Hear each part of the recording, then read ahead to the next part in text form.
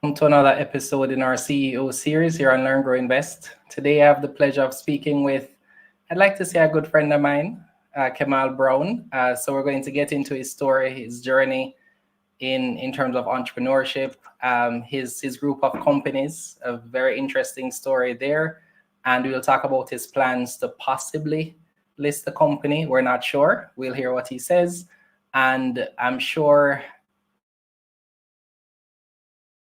Kemal for a while now that we're going to get tips, nuggets as entrepreneurs as to how best we can go about managing our business, growing our businesses, and just overall tips, I think, just on how to manage things. I view Kemal as a very disciplined person, someone who knows what he wants and just goes after it. So we'll engage in that discussion. I'm sure that you'll find it fun, and let's get started.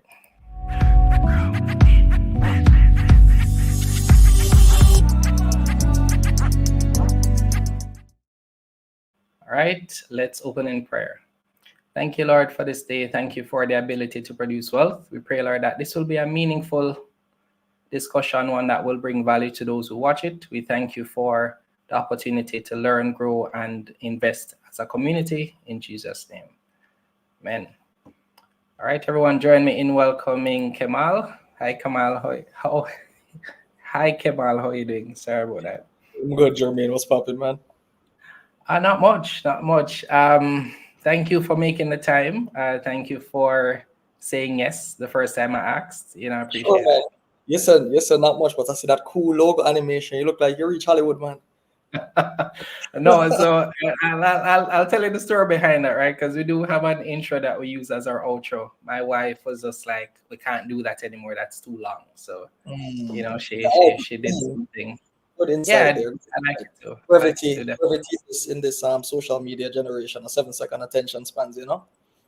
Exactly. So she actually I think she read a book called Smart Brevity, and it kind of taught some great principles on that kind of thing, right?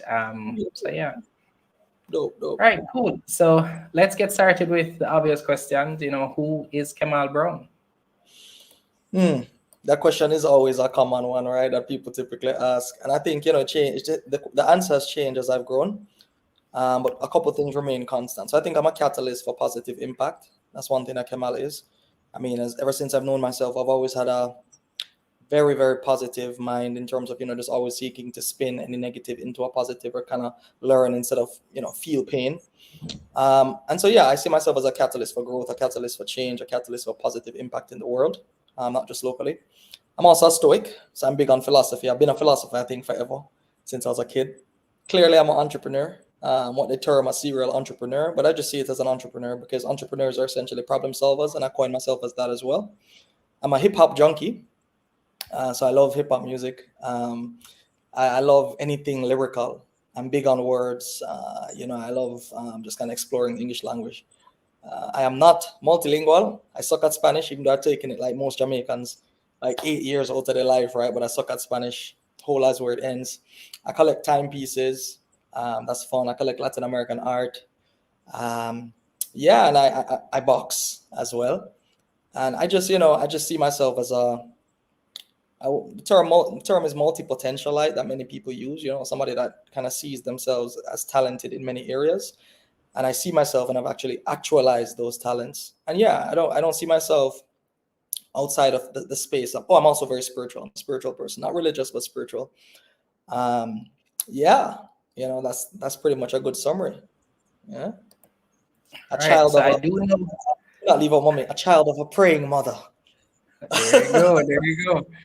No, I do remember on Facebook a few years ago, you had shared some of your boxing lessons, and it's something that I grew up practicing martial arts. So and had a friend who actually took up boxing after he got his black belt. So I've always wanted to box. I believe I'd reached out to you about it, asked you about the training, but I just never yeah, really follow got the around to it. But I am, working my way back into martial arts shape, because that's a different level of fitness, as I'm sure when you're actively training.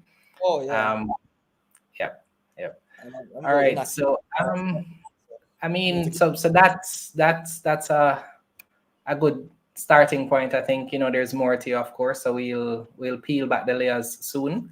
Sure. But what would you say now would be the the main inspiration for who you are and what you do? It's funny. I was speaking to someone yesterday actually about what I think is like my greatest gift, or like what quality makes me really Kemal, and it's really my grit. I think motivation is intrinsic.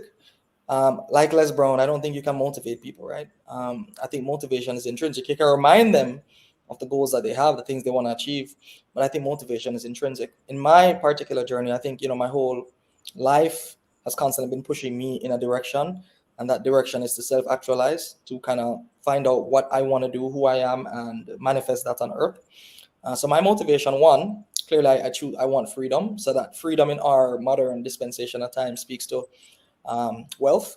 I do believe wealth has a lot to do with freedom, not only freedom over your time, but freedom to think, freedom to do many things, and a big motivation for me is that freedom, is that desire to be free, but also contribute deeply to those around me and to the world at large, right? So I am not going to be one of those persons that tells you, oh, everything I do is for the people. No, no, no, no, no. I'm doing it for my legacy, for my kids, for those that will come after me, for my family right now. And of course, by virtue of investing in myself, I can then pay the dividends to the world, right? To those that are in vulnerable situations. And the type of person I am is really about teaching somebody to fish versus just giving them fish. And so, my motivation is just really, as I said, actualizing what I see to be my potential. I see it as a waste of potential to kind of see that you think a certain way, see that you're hardwired a certain way, and not realize that. And my biggest, I would say, fear is really not becoming the person that I know I can and I'm destined to be. Yeah.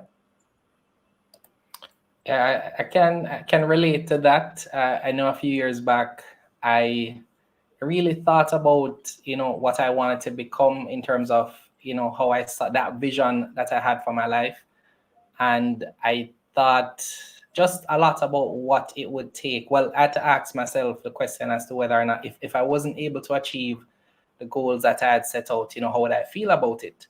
Mm-hmm. And the answer to that question is that I'd be crushed. So I Good. had to kind of position myself to get there, right? So it wasn't failure wasn't an option for me. I started to say a lot to my wife, what if this is the last day that we had together? Would it be something that I'd be able to look back at my life and say I'm happy? And I know Yeah. person said, you shouldn't worry about it, and sometimes we live longer than we think. To me, I don't know when is that last day. So I can't be No, playing it safe thinking that I have more time and more time and more time I agree. when There's a balance it's between middle. Yeah. Yeah, there's a balance between optimism and pragmatism that I think realistically we have to strike. And for me, I believe we're dying right now. I mean, I'm a stoic, so clearly I'm prepared, right? But pragmatically, I think nobody knows as the hour, the time, whatever it is. But for Mhm. me, as you said, I want to be able to be like, damn. Like I remember one time, I remember I was driving to my 30th or 31st birthday party. I don't remember. I was driving and I was like, so if I went right now, I wouldn't feel too bad, right? Like driving, and it's because I lost somebody at a young age. So, not thoughts of death, but the reality of death is always very close to me in terms of that I know that it is short. Yeah. The person was my age at the time as well. So I tried to live my life thinking about that, and I'm a very, very urgent person.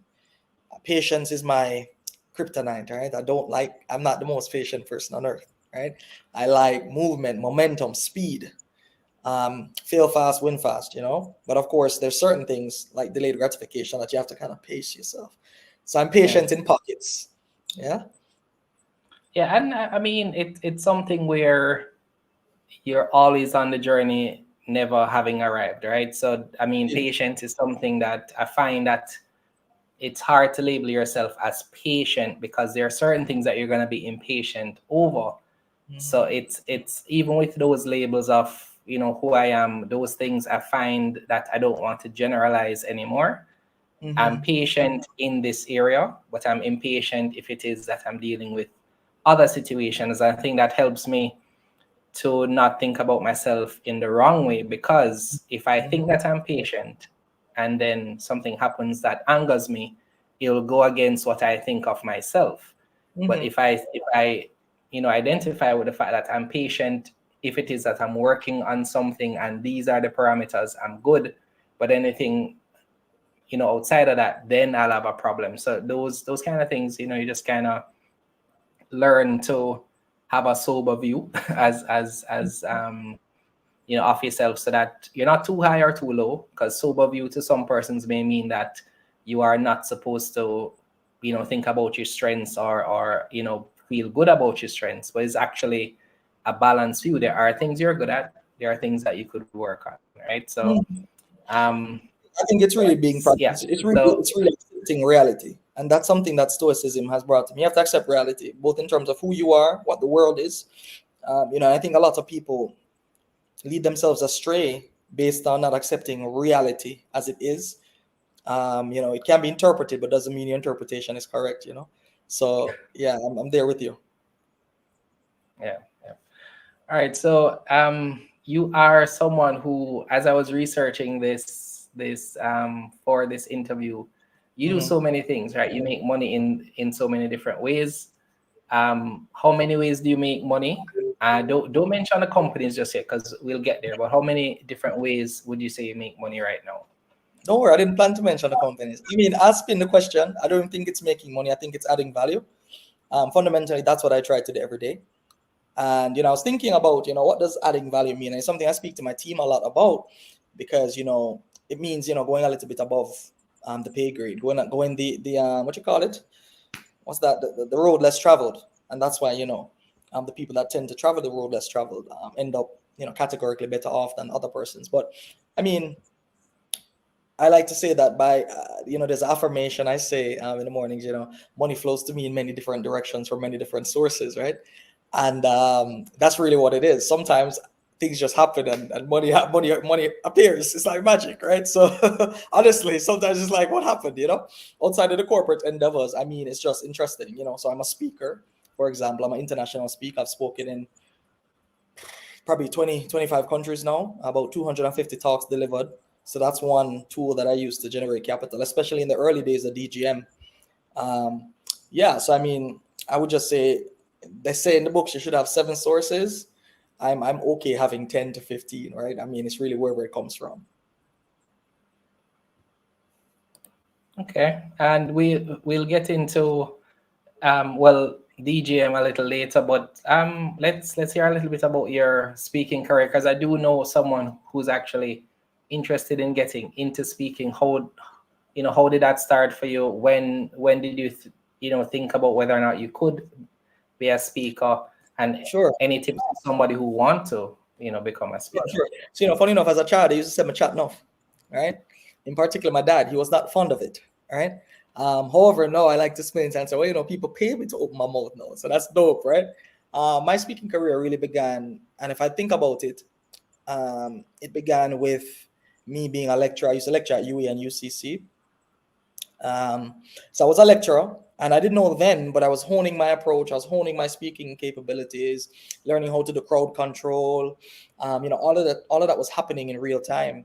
To make some extra money, I started doing a workshop series for my students that weren't so good in academic writing. There was a deficiency that I identified, an opportunity that I identified, that I didn't have these skills from reading the horrible essays that would come along my way. So I set up a workshop.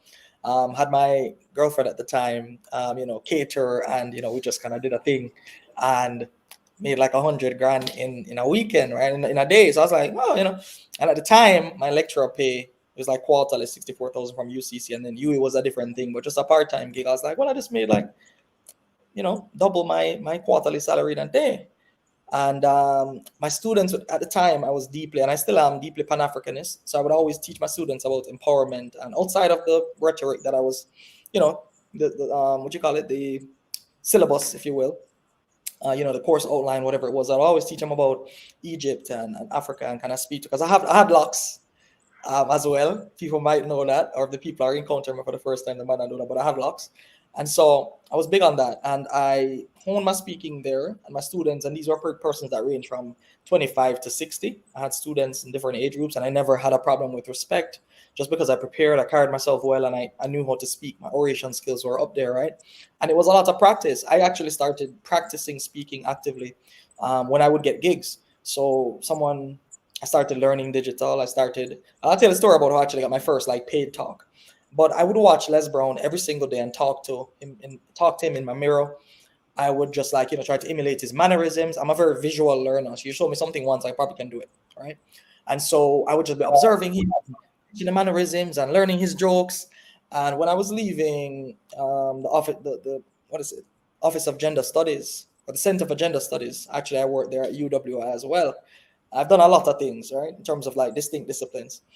And so I was leaving there and I got an opportunity to work with L.E.A.R.N Samaj, and I was his solutions officer, right? I was a solution person to come in and solve the corporate problems, even though I knew nothing about that stuff. But I've always been doing things I had no knowledge of, right? Like writing speeches for United Nations. I wrote speeches for political leaders, like Portia wrote one of her speeches on gender studies through Professor Vereen Shepherd, who I used to work with at the Center for Gender Studies. And I actually hosted a talk show for her. I used to edit audio because I'm a retired rapper as well. That's something else to know about me. I made like 36 songs, so I used to know how to edit audio, and I've always been able to just take my skills and find avenues through which I could, one, add value and then earn from same. And so when I went to work with L.E.A.R.N now, I was doing things. He had a seminar coming up. Like he had 100 people in the room and he wanted to fill the room. And he said, "Hey, can you do sales?" And I said, "Sure, I'll try." That was always my thing. I never cared about a job description. I don't care about things that limit me. I'm always like, I can add more value. I can do more, right? And so he's like, "Yeah." I was like, "Yeah, I'll sell. Of course, I'll sell. I'll do sales." And essentially, after week one, a couple other people in the office were like doing some like one or two people, and it was a week. And he came in and said, "Hey, are we gonna fail?" And I was like, "You don't say stuff like that to me, because if it's within my power, it's not gonna happen." So I filled the room in a week. All right, I filled the room in a week. And he said, "What do you want? You want commission?" And I said, "No, I just want the opportunity to speak." He's like, "Really?" He's like, "You sure you're not, you can do that?" I'm like, "Maybe, let me try it." Now, I know I've been practicing hotel in my mirror. I was practicing whatever it is. Listening to Les Brown, all the great speakers, Earl Nightingale, adjusting tonality, all of that stuff, knowing how to do dynamic pauses, the whole works. I was just studying and practicing in my bedroom.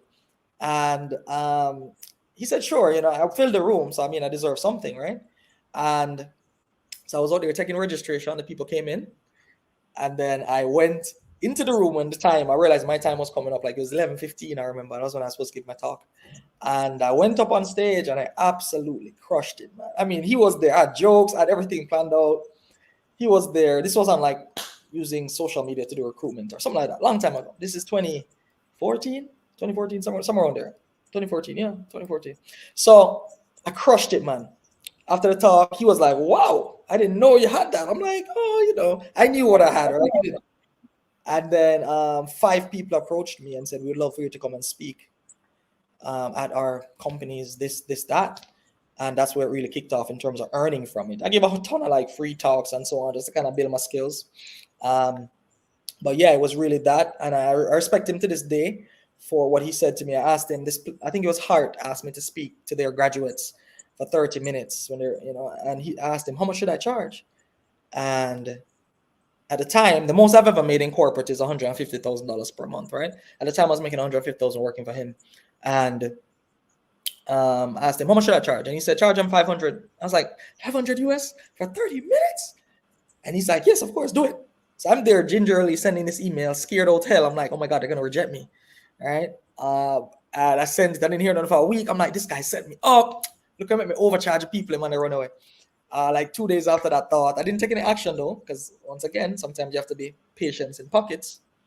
They reached back out to me and they said, "Hey, your check will be ready when you give the talk." The talk sucked, right? The acoustics in the room was bad. It was just not the right setup. But guess what? The check was waiting at the end at the session, and I made half of my monthly salary in 30 minutes.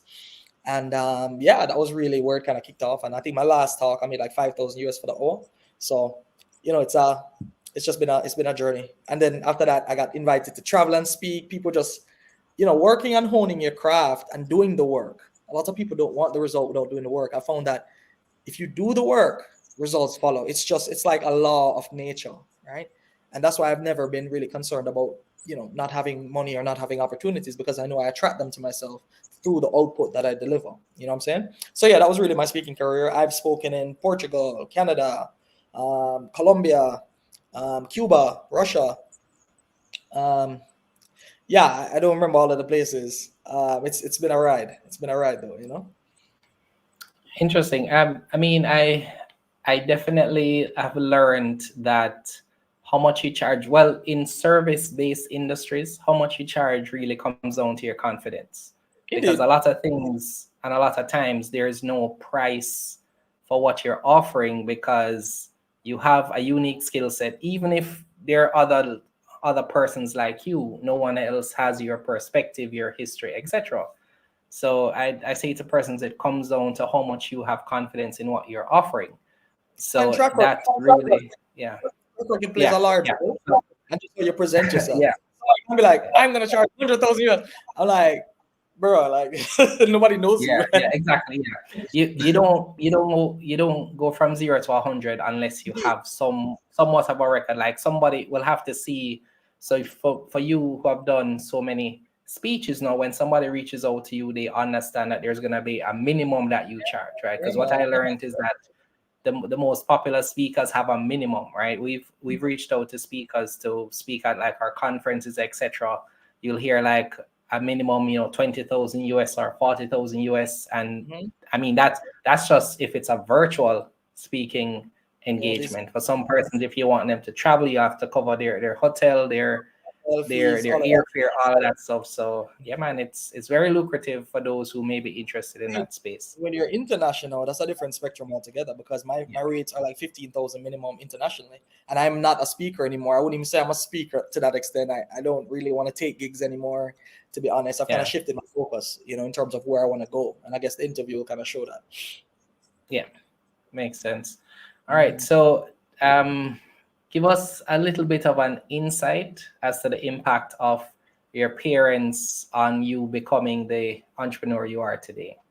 Sure. So my early entrepreneur journey, so my dad is a small businessman, right? He has a custom brokerage. My early entrepreneur journey, I would say, started when I was around 5. And I'm hardwired this way. I'm just hardwired this way. And I found over time there's a gene, I think, that makes you predisposed. It's somebody that doesn't not really scared of risk. Because risk, I mean, during COVID, I lost a lot of money, and I was not breaking and having depression and going crazy, right? It was all right. I was like, I'll bounce back, deep self-belief. But yeah, so was that my dad was leaving his office, and there's a mechanic right next to his office. This is on like Spanish Town Road. And I saw these metal balls, and I was like, these balls look like marbles. And at the playground, we used to play with marbles. I went to Holy Childhood Prep, and we used to play with marbles. And so I asked the guy to bag them up for me. He never charged me, because it's just ball bearings. They're like useless to him. Took them to school, and I sold them, right? And I would sell little things here and there, and without nobody telling me to do these things or whatever it is. And like I remember that summer, my sisters used to get money for like a shopping, right? Because I have 3 sisters. I never used to get nothing. My dad really believed that men must kind of figure their way out in life, right? And so at the end of that summer, I had like 70 US. I know 70 US back in like, when was that? 95. It was a lot of money. I was very proud, that I made this. Of course, I bought Pokemon cards with the proceeds, right? Because I was a kid. But that was really, when I look back, I'm like, wow, I think back, you can't connect the dots. Steve Jobs says you can't connect the dots looking forward. You have to do them retroactively. And so I'm looking back, and I'm like, this was early, just me showing initiative, just me realizing that I could do something, me believing in myself. And yeah, I mean, from that time, I kind of realized, something's here. And I would always save money, and I would always do these little things, right? I was always prudent, even as a kid.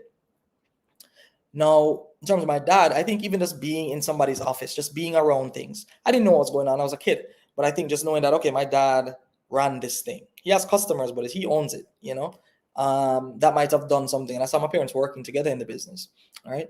Now, later down, in terms of, even when I moved to the States when I was around 10, my mom and my dad split. Mom took us. My dad was here running his business. And then I had to unlock those skills as well, because this was a situation where it was like my mom and us, right? It wasn't really any heavy level support coming from my dad at the time. And, selling snacks at school. It's the same skill set, just kind of developed, right? And kind of help to kind of, if I could, help my little sisters with lunch, you call it lunch money and those types of things. I just have a little put on money around the place just in case, because responsibility is something that's always been kind of ingrained in me, even when there was no need for it. And so that led me to kind of look at things a certain way. So entrepreneurial skills, it's really just seeking opportunity, not being scared enough to leap at it, right? And understanding that, like Socrates says, the one thing I know is that I know nothing. Or was that Plato? One of them. One thing I know is that I know nothing. So you keep looking for it. I call it intellectual humility, right? You're constantly understanding that there's so much to learn, and I'm not where I want to be yet. So clearly there's a knowledge gap and a skill gap and some certain gaps. And so I'm going to keep filling those with information and knowledge, etc. And so, having a dad that ran a business and see my mom support same was very impactful. But something funny enough, I'll never forget. I had a team member early digital days, like 2017, and he came to me and he's like, Kemal, I want to talk to you. I was like, all right, cool, what's up? He's actually a popular podcast radio personality in Jamaica now, because he was doing his podcast, Nightly Fix. Right? He was doing his podcast, and he was working with me at the same time, doing motion graphics or whatever it was. And he said to me, I'll never forget it. He said to me, Come on, I had a long talk with my mom, my dad, my parents, and my family. And we came to the conclusion that I should move on to the really respectful, no problem. I was like, no problem, I can respect that. What is my neighbors doing? I was like, no problem, I can respect that. No problem, I can respect that. So he but I thought to myself, I have not really any action I take, I don't really check with people. And I said, where does that come from? Like, I've never said I'm leaving somewhere and say, Mom, what do you think about this? Or Dad, what do you think about this? Or Auntie, or my brethren, what do you think about this? I've never done that, right? I've never solicited advice for moves. And it might be a bad thing, it might be a good thing. But I remember when I was a kid and, I was going to high school or whatever. And I'd be like, Mom, I don't want to go to school today. She'd be like, okay. She'd be like, it's your future. If you don't want to go to school, that's fine. I know you're smart and you'll make it up. So those little early things, I look at them now and I'm like, yo, that made me really independent thinker. I don't really draw caucuses with regards to certain things. Clearly, I depend heavily on my team, my deputy CEO, my COO. We draw a caucus and talk about things. But when I'm going to do something and I've decided I'm going to do it, I execute without hesitation, because I've already calculated. I'm very good at processing things really quickly. I've already calculated and crunched data.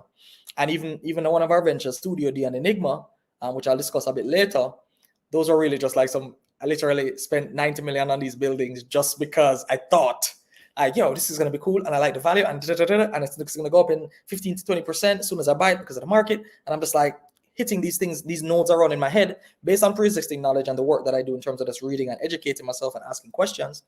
And as a result, that deal worked out just as I thought it would. The properties that I bought for 90 are now worth 120 million. And I'm still going to use them. And in terms of the interest rates that I negotiated and how I wrote the deal for the bank, because I write my own deals with the banks. The banks, many of them don't know what they're doing, no offense. But you have to have assertiveness and you have to be able to structure things and kind of show them another angle on what you're doing to kind of get preferential treatment, if you will. And it's not even preferential treatment. It's really just being a good negotiator, because everything is negotiable. I believe that. Everything on earth is negotiable. It's really, have you equipped yourself with the skill and the knowledge to be able to do that? So I'd say, my parents, helped with a lot of independence. Taught me about tough times and the reality that it's not really where you come from, it's what you're willing to do to get where you want to go. And but I think my mom really equipped me with independence, man. I look at that, and a lot of manners, basic things like manners. I was taught that stuff, like good morning, thank you, showing respect to people irrespective of their station, right? These are things that are ingrained in me. I don't know, people walk around and rude randomly. I don't know. I know clearly I studied psychology. I know why and how, socialization, tangents, and all of that. But I'm happy that I was grown, grow right, as we say in Jamaica, right? We get a good brought up, so that certain things, respect, being courteous, being kind, but also holding people accountable, very, very important, were ingrained in me, and I live those values now, and I've improved upon them. Shifted from a few, but I've improved upon them, and kind of charted my own path in terms of what I think, what I believe, how I seek to operationalize life, and it's been pretty good, pretty good. Have a drop down here and there, but it's been alright, Yeah. Our parents, I think, have such a profound impact on who we are. As some persons try to be the opposite of their parents, that's still them impacting who you've become. Indeed.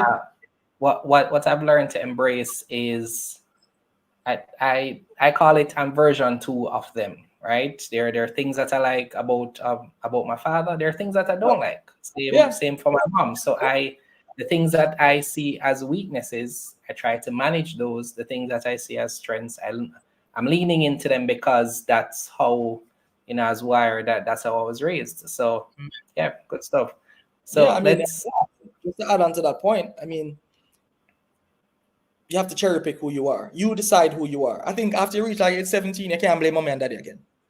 That's my thing. I'm like, oh, my upbringing was so rough. I'm like, yo, you probably have running water, you probably have internet, and you probably got a laptop for free from your parents. Now, there are people in society that had really rough lives, like none of that provided.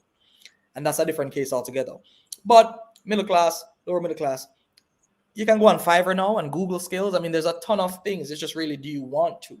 And are you going to educate yourself? Many people want to be wealthy, but they never Googled, how do I become wealthy? Just a simple question. They watch every music video on earth, but just to Google, how do I become wealthy? And then follow the steps. Life is not complex. Life is easy, but hard. If you get what I'm saying. Yeah, man. It's this idea that so like, for example, I say this all the time to my wife, like, work is work. So you can't avoid the things that you have to do to get the success that you're hoping for. So it's not going to be, I think, even with investing, because we teach people how to invest here. And what I find is that there are persons who just don't want to take the time to watch the content that we've made available for free on our platform for you to watch and learn. Instant riches. And I mean, the persons who see the results are the persons who put in the time to watch the content, right? Because a person say this to me, they're like, Jermaine, why is your content so long? And I said, well, I want somebody to watch a video for 60 minutes, 90 minutes, and know everything there is to know about that topic, right? Instead of a 5-minute video where I'm focusing on one point. If I do a video on dividend investing, you're going to know everything you need to know to get started. If you don't have an hour to invest, do you really want to learn that thing that you say you want to learn? Because to me, an hour easily on YouTube, on Netflix, on many platforms, an hour can go by very quickly. Some people spend an hour in the bathroom before they get ready.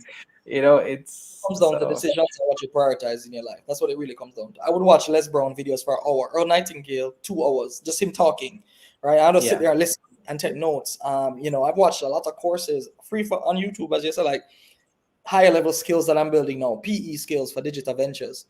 I don't know that stuff, so I got to learn it somewhere. And thankfully, in this generation, we don't have to travel to Wales or England to check out a book in a library. You just Google it.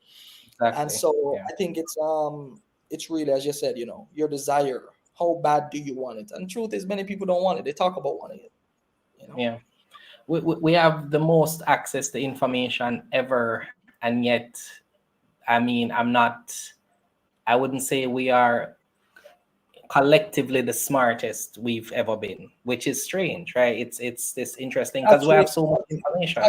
It's actually not strange, When you get something for free, you tend to devalue it in human psychology. So if everything's accessible, it's a simple thing. I think Robert Smith, the black billionaire, right? The richest person, past Oprah a long time. Vista, right? I think that's his company. So he was on a commencement speech or a graduation speech, one of them, for a university. And he said to them, listen, I'm going to meet with you all once a month, right? And I'm going to tell my own story with Michael Leachin. Even though the craziness with NCB going around, I'm going to tell my own story with him, how I met him and how he became like one of my mentors and the global advocate for digital, this company, this side, for the marketing company under the group. So, and he said, I'm going to meet with you all. It's 400 people in the audience. I'm going to meet with you once a week, and I'm going to dedicate this time, and you can pitch to me your business ideas, and we can talk about investment. Do you know only 25 people of the 400 graduates showed up in the classes? No, to me, in the free class, with a billionaire. Billionaire. To me, is like, I would have been up front, and I raised my hand. So I'll tell you a story. I was invited with about 10 other entrepreneurs to sit with Michael L.E.A.R.N. He wanted to mentor the new generation, and I was selected. And for the week before, I know I'm going to go meet this billionaire, right? The week before. And funny enough, about 3 weeks ago, I was looking through my early pictures on my phone, I went through Google Photos, and I saw that I had screenshot Michael L.E.A.R.N. I tell you, the mind is powerful. I had screenshot him 2 years before I met him, right? Just to say, yo, this looks like someone, he has a jet. I love this vision board picture, right? I don't do vision boards, I do cognitive ones, but I love the imagery that I was seeing. Black billionaire. I was like, this is dope, coming right from where I come from. I was selected. The week before, I told my staff, listen, I have a very important meeting. I don't want anybody calling me on non-like house burning down, the company burning down type issues. I have to study. I have something coming up. I have to study. I watched every video. I read all the articles. I knew all of his story. I knew the background stuff that he didn't talk about. I watched his videos. I was like, cool. So I went in the room. There's like 10 other people. He's there chilling. I'm there. We're talking. He's like, oh, I have a question for you all. My hand is up. I was built for this. I built myself for this. And I answered the question. He's like, oh, you've been watching the videos. I'm like, I said to him straight up, I look him in the eye, I said, listen, well, if you want to be the best, you have to learn from the best. He looks at me like, who are you? I'm like, I'm Kemal Brown. He's like, okay, Kemal, let's see how good you are. So remember, 10 other people in the room, but it's me and this man I talk now, because I spent the time and put in the work to get to know him, to show empathy, to show that I understand that his level versus where I am, not arrogance. I know where he is and I know where I am. I don't have $1 billion US yet, unfortunately. All right, couple million US, yes, but I don't have $1 billion yet. So I'm like, all right, cool. The next question came up. Whose hand went up? Humility, intellectual humility. He's like, no, you couldn't know this one. Answer the question. He's like, no, you're good. He starts smiling. He's like, wow, I'm humbled. Because people don't understand that these guys won't get a lot of honest appreciation, right? So the third question come up now, Jeremy. He's giving us a lecture, lecture. But we're right there next to him, whatever. And them have the cameras with NCB crew there, And he said, this is my final question. And I said, once again, he was following the script from one of the videos. It was so easy just because I prepared. And he says, you can't answer this one, man. I was like, I can. And he's like, really? And he's like, give me the answer. I said, no, that's how it work. All right? I said, I want something from you first. And he's like, what you want? I said, I want what Mr. Thing there did for you. This moment now, the man looked like him have a flashback. He had him pause and he's like, who is this guy? How I know all of these things? So him stop and him say, him lad do a smile and he's like, okay. He's like, all right, I'll grant you what you just asked me. Right? And him said, tell me the answer. And I told him the answer, which was more frustration. That was the answer, right? And he's like, oh my God, me and him jump up, and we go hug up. I never met this man from Adams, right? We go hug up, and he said, tell the rest of them what this guy did for me. And I said, he gave you your first helicopter ride, right? And that's how Michael L.E.A.R.N. became the global advocate for DGM. Can't see my side is inverted, for DGM. And how I ended up singing me happy birthday of the video and all of these things. And, he continues to mentor us and, but it's just being humble. And I don't mean humble in the context of having a low sense of one's self-worth, which is the actual definition. But I mean intellectual humility in the context of being able to say, I'm going to be standing in the presence of somebody that is where I want to be. The greatest gift I can give him is to show him that I respect where he is by doing the necessary work to understand his journey so that we can relate, so that I can later down the line ask him, as I did, for something that I want. And the guy gave him a helicopter ride. So what the guy gave to Michael L.E.A.R.N. was his first helicopter ride. And now he owns a helicopter. So I said, I want what he did for you. And so he owed me a helicopter ride, right? And so for me, that's really where value, once again, is derived from. And literally, when we left that session, he said to me when I went to my son, he said, Kemal, you humbled me today. I'm very, very just happy, right? You made me feel like, a lot of things were worth it. Like you just came in and you just knew everything and you took the time. Many other participants came up to me after and said, that was really impressive. Like you taught me something about preparation today. And then some of the NCB team members are like, well, looks like chairman has a new favorite. I'm like, you're jealous of me because I crushed it. I prepared. You probably didn't know about him and your work here. How about taking some initiative? So That's life in a nutshell, right? You prepare yourself for opportunities and you wait patiently, and then you strike when they come. Yeah. Yeah, yeah. And I've actually learned the value of preparing for a guest, right? Because you have taken the time to be here to share, your story. It I think it makes for a more interesting conversation. I think it shows the person you're speaking to that you took the time to prepare Correct. for your time with them, and it I think it just builds a relationship. It provides opportunity to build a relationship a lot easier when they know that you've taken the time to get to know them, right? Indeed. So Indeed. yeah, agreed there. So thank you for that. Definitely interesting story. Talk to us now about DGM, right? So I was surprised when I did this research that because I knew you for digital, the marketing Yeah, company, digital right? I global. knew the marketing side. I Mhm. never knew about all these other ventures. So break it down for us. A digital group of companies. Tell us the Sure. makeup of everything and how that all fits together. So the group is really the manifestation of what I call the digital way. It's a philosophy that I've coined for this group of companies because there are others coming. All right. So the digital way is really a way to unlock value in specific industries across the Caribbean. And the industries that I've selected, while some of the companies haven't been formed yet, because I have a whole little thing, right? A whole like a manifesto and all of these jazz. One day I was inspired, I guess, and I just wrote it out. But the digital group of companies, the DGG, the Digital Global Group, is based in St. Lucia. It's an IBC. It owns all these subsidiaries 100%. So I still own 100% of everything, right? So I own 100% of Digital Global Group. I own 100% of DGM, which is the Digital Global Marketing Company, 100% of Digital Properties, which is our real estate and property development arm and management arm, Digital Finance, which is our up and coming finance company. More on that in maybe 6 months. Digital Ventures, which is our private equity vehicle. So we invest in firms. We're actively building out our pipeline. So we take minimum 25%, which is an associate stake. What else is there in the digital? We have digital energy, which is not registered yet, but nobody can go register that because if you go in company office right now and try to register anything digital, it comes back. You have to talk to me, right?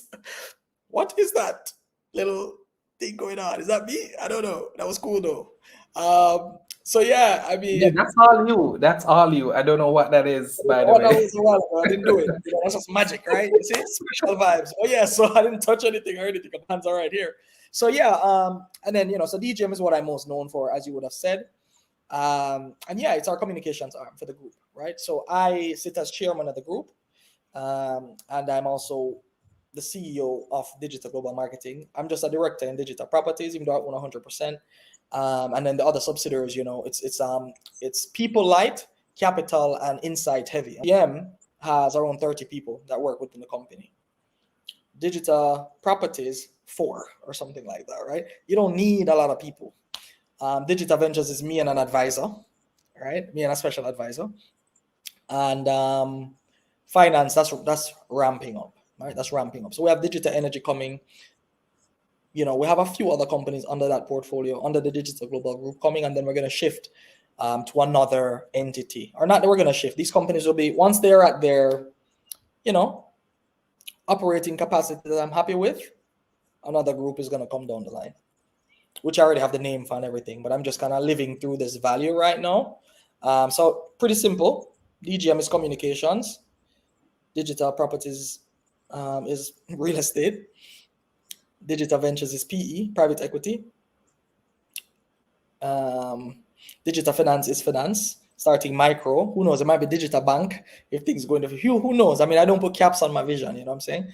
And then digital university, that's our online learning management solution. It's something that we started in COVID. It's not really, I need to really find somebody internally to drive that project. It's really cool and really thing that, but I'm not putting too much emphasis on it. And clearly we have to change the name from university because of the University Council of Jamaica rules. So it'll be Digital Academy. And we have Enigma under that as well. Enigma is our co-working space launching around November 1.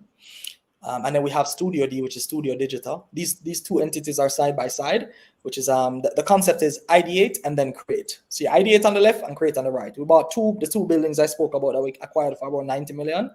That are valued at around probably like 140 now if we're to the accurate valuations. The two units are side by side. So on the left side is a co-working space. And in the co-working space, we have the first of its kind in Jamaica. You can book a nap. We have sleeper pods, so you can go book a nap in the middle of the day and go cool out. We change the sheets and everything every time for different people, because it's like, we have a whole system mapped out around that.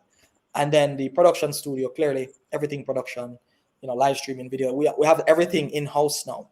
And we're in the cloud, right? I don't have a physical office. We used to be located at Phoenix Avenue, Gene Origins building, Phoenix Central. Really lovely, very nice office. It was great. We moved from a little corner to that, right? And it was great. But now we're in the cloud. I mean, I have people in the UK. I don't even know where my staff is. HR handles that. I only manage output, right? So we're completely digital first agency. We live it. It's not just talking about it. And this is really my office, my living room, to be honest. I mean, I have a home office, but I never go in there, right? So yeah, that's the kind of the digital way. And our thing is steeped in the principle of Kaizen, which speaks to perpetually getting better every single day, right? That is my life philosophy. There's not a day when I don't read something. There's not a day when I don't do my routine and write a new quote about life. There's not a day where I don't do some push-ups or something, something. Everything must be improving. And I actually structure my days so that I can manifest, different aspects of my life. So even on my phone, like in my little daily routine, I invert days. So hold on, this thing's loading up. On Monday, I listen to motivational content in the midday, part of my routine. Tuesdays, I listen to relationship content. You have to build that side of yourself too, patience, empathy, all of that nice stuff. Listen to wholesome content, wholeness content, being a whole person on Wednesdays. Listen to business content on Thursdays. Listen to technology content on Fridays, because those are 5 vectors of my personality that I'm working on. Really and truly, I think I should add Saturday for like PE, because I'm learning a lot about private equity right now. Well, right? I'm not hearing a day where you're watching the Learn, Grow, Invest CEO series. I don't hear this day. That's in the business content, listen. Okay. Stop it. But I mean, fundamentally, I am a beast at learning. To be honest, freedom for me means get sit down and read. I love reading. I just don't get to do it as much, or I rather don't choose to do it as much as I would like nowadays. But I would really just want to sit down and read the word, like Warren Buffett does. That would be like my idea. But yeah, so the group is multifaceted. We'll be adding additional companies, digital energy, other little things. But I'm very, for being 7 years old. So digital is 7 this year. Digital global marketing. Okay. The group is only around 4 years old. The property company is 5, and in that time, I mean, the property company will have about 5.5 million US in property. 5 years. You know what I'm saying? It's insane. Oh, by the way, DGM, no debt, or only my equity, sweat equity. I started the company with $300 US, $300 US in 2016, June 2016. It was actually registered on May 3rd, the anniversary of my best friend's passing. And I just went hard. That's pretty much what happened. I just went hard. I got great opportunities. I leveraged them. I learned to become a great salesman. I did what I needed to do. And, I didn't buy company shirts till the first 9 months. Just wasn't important. I was just dealing with the business. And so we've grown, significantly since then. From me being the only employee to having, 25, 30 people at any time operating within the company. Completely bootstrapped. We have no debt. So it's been a ride. That's for DGM. Digital property. So I was gonna ask you, right, because there are, and I wish I had asked you for like an image to kind of show for everybody to kind of the chart. But I did. There's quite a bit of information on your website, so I'll encourage persons to check that out. And I followed kind of the rabbit hole of the different companies, because I realized that, for example, on Instagram, you've created pages for all of these companies that you mentioned. You're planning to launch things later on. Yeah. Don't leave that part out. Well branded. Oh, we have a foundation. That's the last part of the digital group. Yes, Digital Cares, right? It's Digital Cares. So everything is well branded. So where Digital Clearly is a communication company, our stuff must look better than everything out there. It must look great. It must be branded synchronously. So if you look at the logos or the profile photos, each of them are the symbol in blue with white. It's all well mapped out, right? So yeah, I'm really just happy where we are, and I know that the future is limitless once we continue to work towards it. Yeah, let's talk about the future, right? Because you've laid out all the companies, laid out the team, and I'm assuming that there is some sort of plan forward, right? Based on how you've structured everything, it sounds like you're heading somewhere, right? So are you planning to list DGM? It kind of feels like, you know, a natural progression. Yeah, we are planning to list DGM. I mean, the communications company is the oldest in the group. It's 7. It was 7 in May. Completely bootstrapped, as I said. So we're planning to list the company. Definitely. Two, also to one, to grow DGM clearly, but also to expand the group, right? It's the first one, so it'll be the prime vehicle to do same. And we plan to do a few transactions to facilitate same. We're doing a lot of things in the background right now to make sure that happens. And of course, courting new customers. We just hired our deputy CEO, who will make a press release soon about who that person is. But she's bright, brilliant. I'm very happy. And somebody I've known for quite some time, and I've been trying to headhunt her for for like 5 years since I met her. I've been trying to headhunt this young woman, and finally, she acquiesced and said it looked like it's the right time. You know, she saw I kind of painted a new picture of everything, and she's like, "How did you do this? How did you achieve this?" I'm like, in the short span of time, without debt or without benefactors, you know. And to be clear, Leachin is my global advocate, but I don't manage NCB. I'm not that blessed. So it's really just mentorship. I've not gotten any introductions, none of that stuff. My growth is tied to grit, and I'm grateful for those that have facilitated opportunities. But it really is really going out there and hunting for the business and hunting for the growth. It hasn't been just like somebody give me opportunities like, hey. No, it's not been that, right? And I've been a fighter, not only boxing wise, but just in general. My journey has been one of being an underdog until I wasn't anymore. And so, yeah, you know, I mean, I'm looking forward to the expansion of DGM. We might list digital properties or raise like a big bond to do some stuff, because I think, you know, for real estate based entities, listing it, one, the market doesn't really love real estate entities.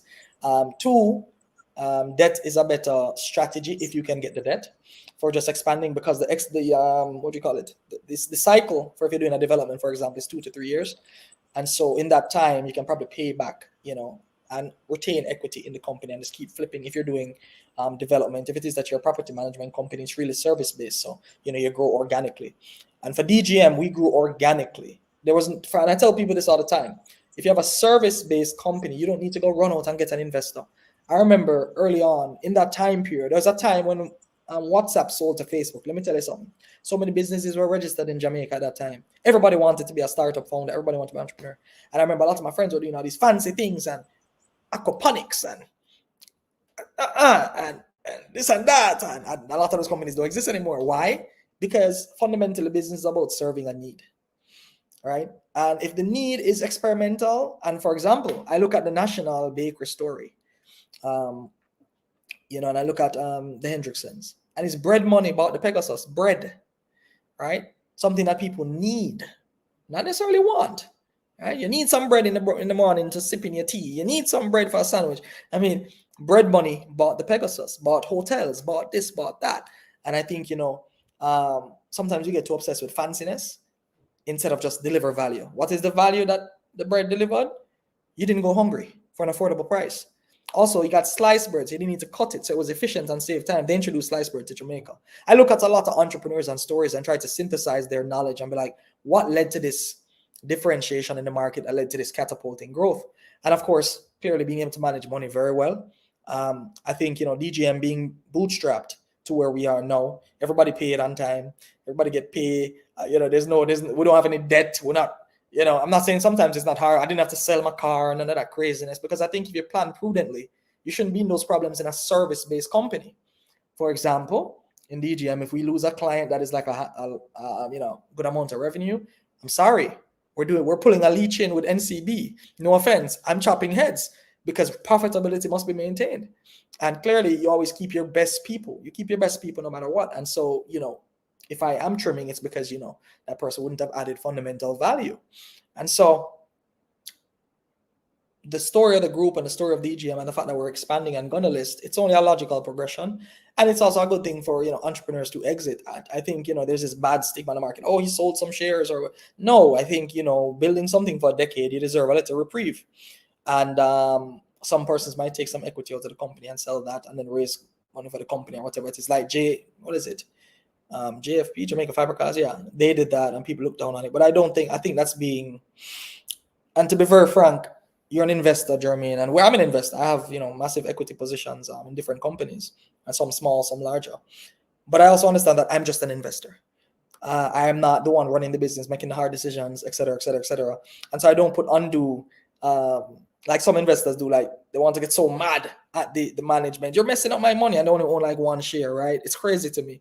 I think fundamentally the people putting up the risk is the entrepreneurs, the people stressing out in the night is the entrepreneurs. We deserve to be the beneficiaries when that time comes. Yeah. But yeah, that's one of the plans. And it should be coming soon. Yeah, I like to ask for timelines, but I'll appreciate the fact that you've given us actually quite a bit of information to chew on there. So I mean, we'll look forward to that announcement when the time comes. I do agree with you as it relates to. I've always said in our community group that an IPO is an opportunity for an exit. Right? There's nothing wrong if it Nothing is wrong that with you have been laying the foundation, doing the work for many years, and especially if you're the owner of the company, when do you have an opportunity to get something back for the work that you've been putting in, right? Some persons like to say, for example, shares are added, shares are multiplied. They weren't, a billionaire before, for example. And I mean, that's a function of the valuation of the company. The valuation is something that there's a methodology for it, and if it was egregious, then the market would not have. I mean, there would have been consequences to that, right? So, Yeah. I mean, I And let think me be clear. yeah. Let me be clear with regards to exiting. I'm not exiting to go buy foolishness, right? I collect timepieces. I do that now. One of the things I always look at, in the market right now, there's a lot of little disquiet around, what they perceive, what some persons perceive to be, non-prudent behavior by certain persons, right? My whole thing is let people do what they want once you're not using private or public money. Now, my goal of exiting, say I sell half the shares, say we raise 500 million, hypothetically. Say I exit with half of the shares. I'm buying land to facilitate digital properties. I'm gonna do the Elon Musk. I'm gonna take all the money that I exited and put it into the rest of the companies. Put some money in digital ventures to seed capital for startups, because we have Enigma Labs coming. Enigma Labs is essentially our accelerator through our co-working space, Enigma. And that's coming on stream. We have some partners that we're talking to, IDB, different people that we've been chatting to around these different concepts. And so my goal is to exit to reinvest. DGM is going to keep growing based on the plans we have. That company it's going to be massive, right? So I'm not concerned about that at all, to be honest with you. I know DGM and the person that I've installed as my deputy CEO, brilliant, prudent, and cut from my cloth, right? It's Kemal in female form, but just sharper, and not as focused everywhere, or that's actually oxymoron, focused everywhere, but not as split focused, right? So that you can really grow the business. And that's my goal, to help grow. And one thing I will say, holding on to 100% equity in these companies has been tough, because nobody not helping me. Think about it. When you build a company, you give away shares, you have some people in the background helping you and sending you deals, and they're contributing to your success. They're now invested in the success of the company. Indeed. Yeah. I ain't got that. So it's been grit, energy, pushing back against failure, keeping my word. That's a big value for me, keeping my word and keeping my commitments. And it also means keeping my word when I have to be tough on people. It means keeping my word. If you don't do what we agreed to do, something will happen. It's real. And I think people trivialize business if you're not in business, but business at a certain level, it is war. And I'm trying to be what's his name? Achilles without the heel. Right?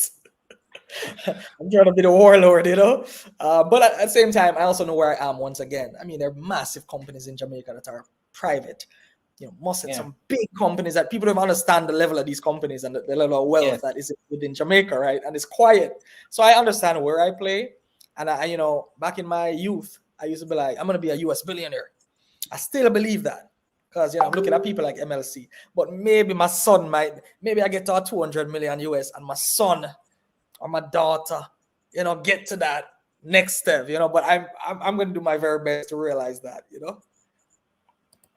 Yeah. And I think that there is an opportunity. I look at it the same way, by the way, that whatever I'm able to start, and my wife and I will talk about this, where we're not necessarily interested in handing to our children a lot of money.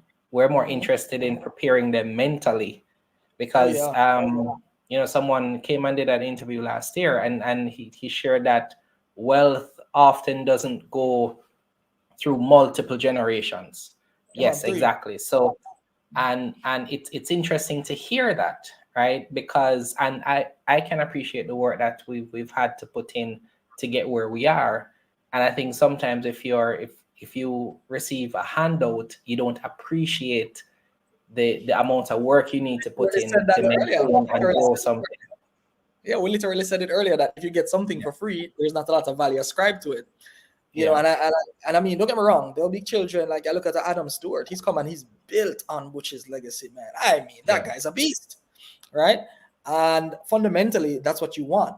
But not all his children are like that for whatever reasons, right? So he's the one that kind of took the man to the next level. That's why I want to have like 4 or 5 kids, just to hedge. You know what I'm saying? Who will be the one to kind of jump and take up the mantle? I don't know. But I mean, I'm big on legacy, big on even in my will right now. I'm like, yo, you have to have a master's in finance to inherit this much. Like I'm putting like trust-based elements in the will because I work too hard. I mean, in the beginning it was 18 nowadays. Now I can comfortably say it's 12 to 14.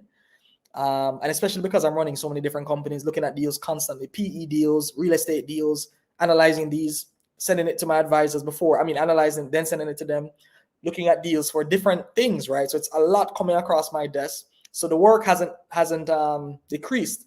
What it has become more diverse. And I think you wanted to ask me how I manage all of this, right? Yep. That was the very next question. Yeah, man. So I've invented some things, and I read every productivity book that you can probably think about, Jeremy, because I realized that if I can't manage my time as effectively as, and I still do some idling, don't get me wrong, I still do some idling, right? If I can't manage my time super effectively, it's going to limit the amount of things that I'm able to do. And most importantly, delegate, right? Listen, I don't even manage my time anymore. Who did you speak to coming into this? Tassia. I don't manage my time. This is the first interview I've organized where I've not spoken to the CEO the whole process. Like we spoke 20 minutes before. Yeah. Because and she's awesome, by the way. Indeed. Respect. Top flight, right? She manages me, and I don't, even internally for meetings, somebody's like, Kemal, when can we meet? I'm like, you're asking the wrong person. I don't know what my diary looks like. But she knows there's some set things that she won't touch. We set systems up. There are no secrets to success. There's systems to success. And if you can't replicate yourself or at least delegate intently and intentionally, you're going to run into bottlenecks where you get burnt out a lot, right? We just hired our first in-house counsel, our first lawyer for the group, like internally. When legal fees outside is expensive. So encouragement entrepreneurs employ a lawyer that has some experience in your company versus, because if you're doing real estate and many things, you're going to need counsel. And she's really good. And she's been handling a lot of the things that I used to handle. And so what I'm doing now is de-risking the organization through delegation, right? And ensuring that the persons that I delegate to are competent and skilled to be able to carry out the respective functions that I need. And so for one, it's being highly organized. I get up at 6 and I do my routine. It takes me about an hour and a half.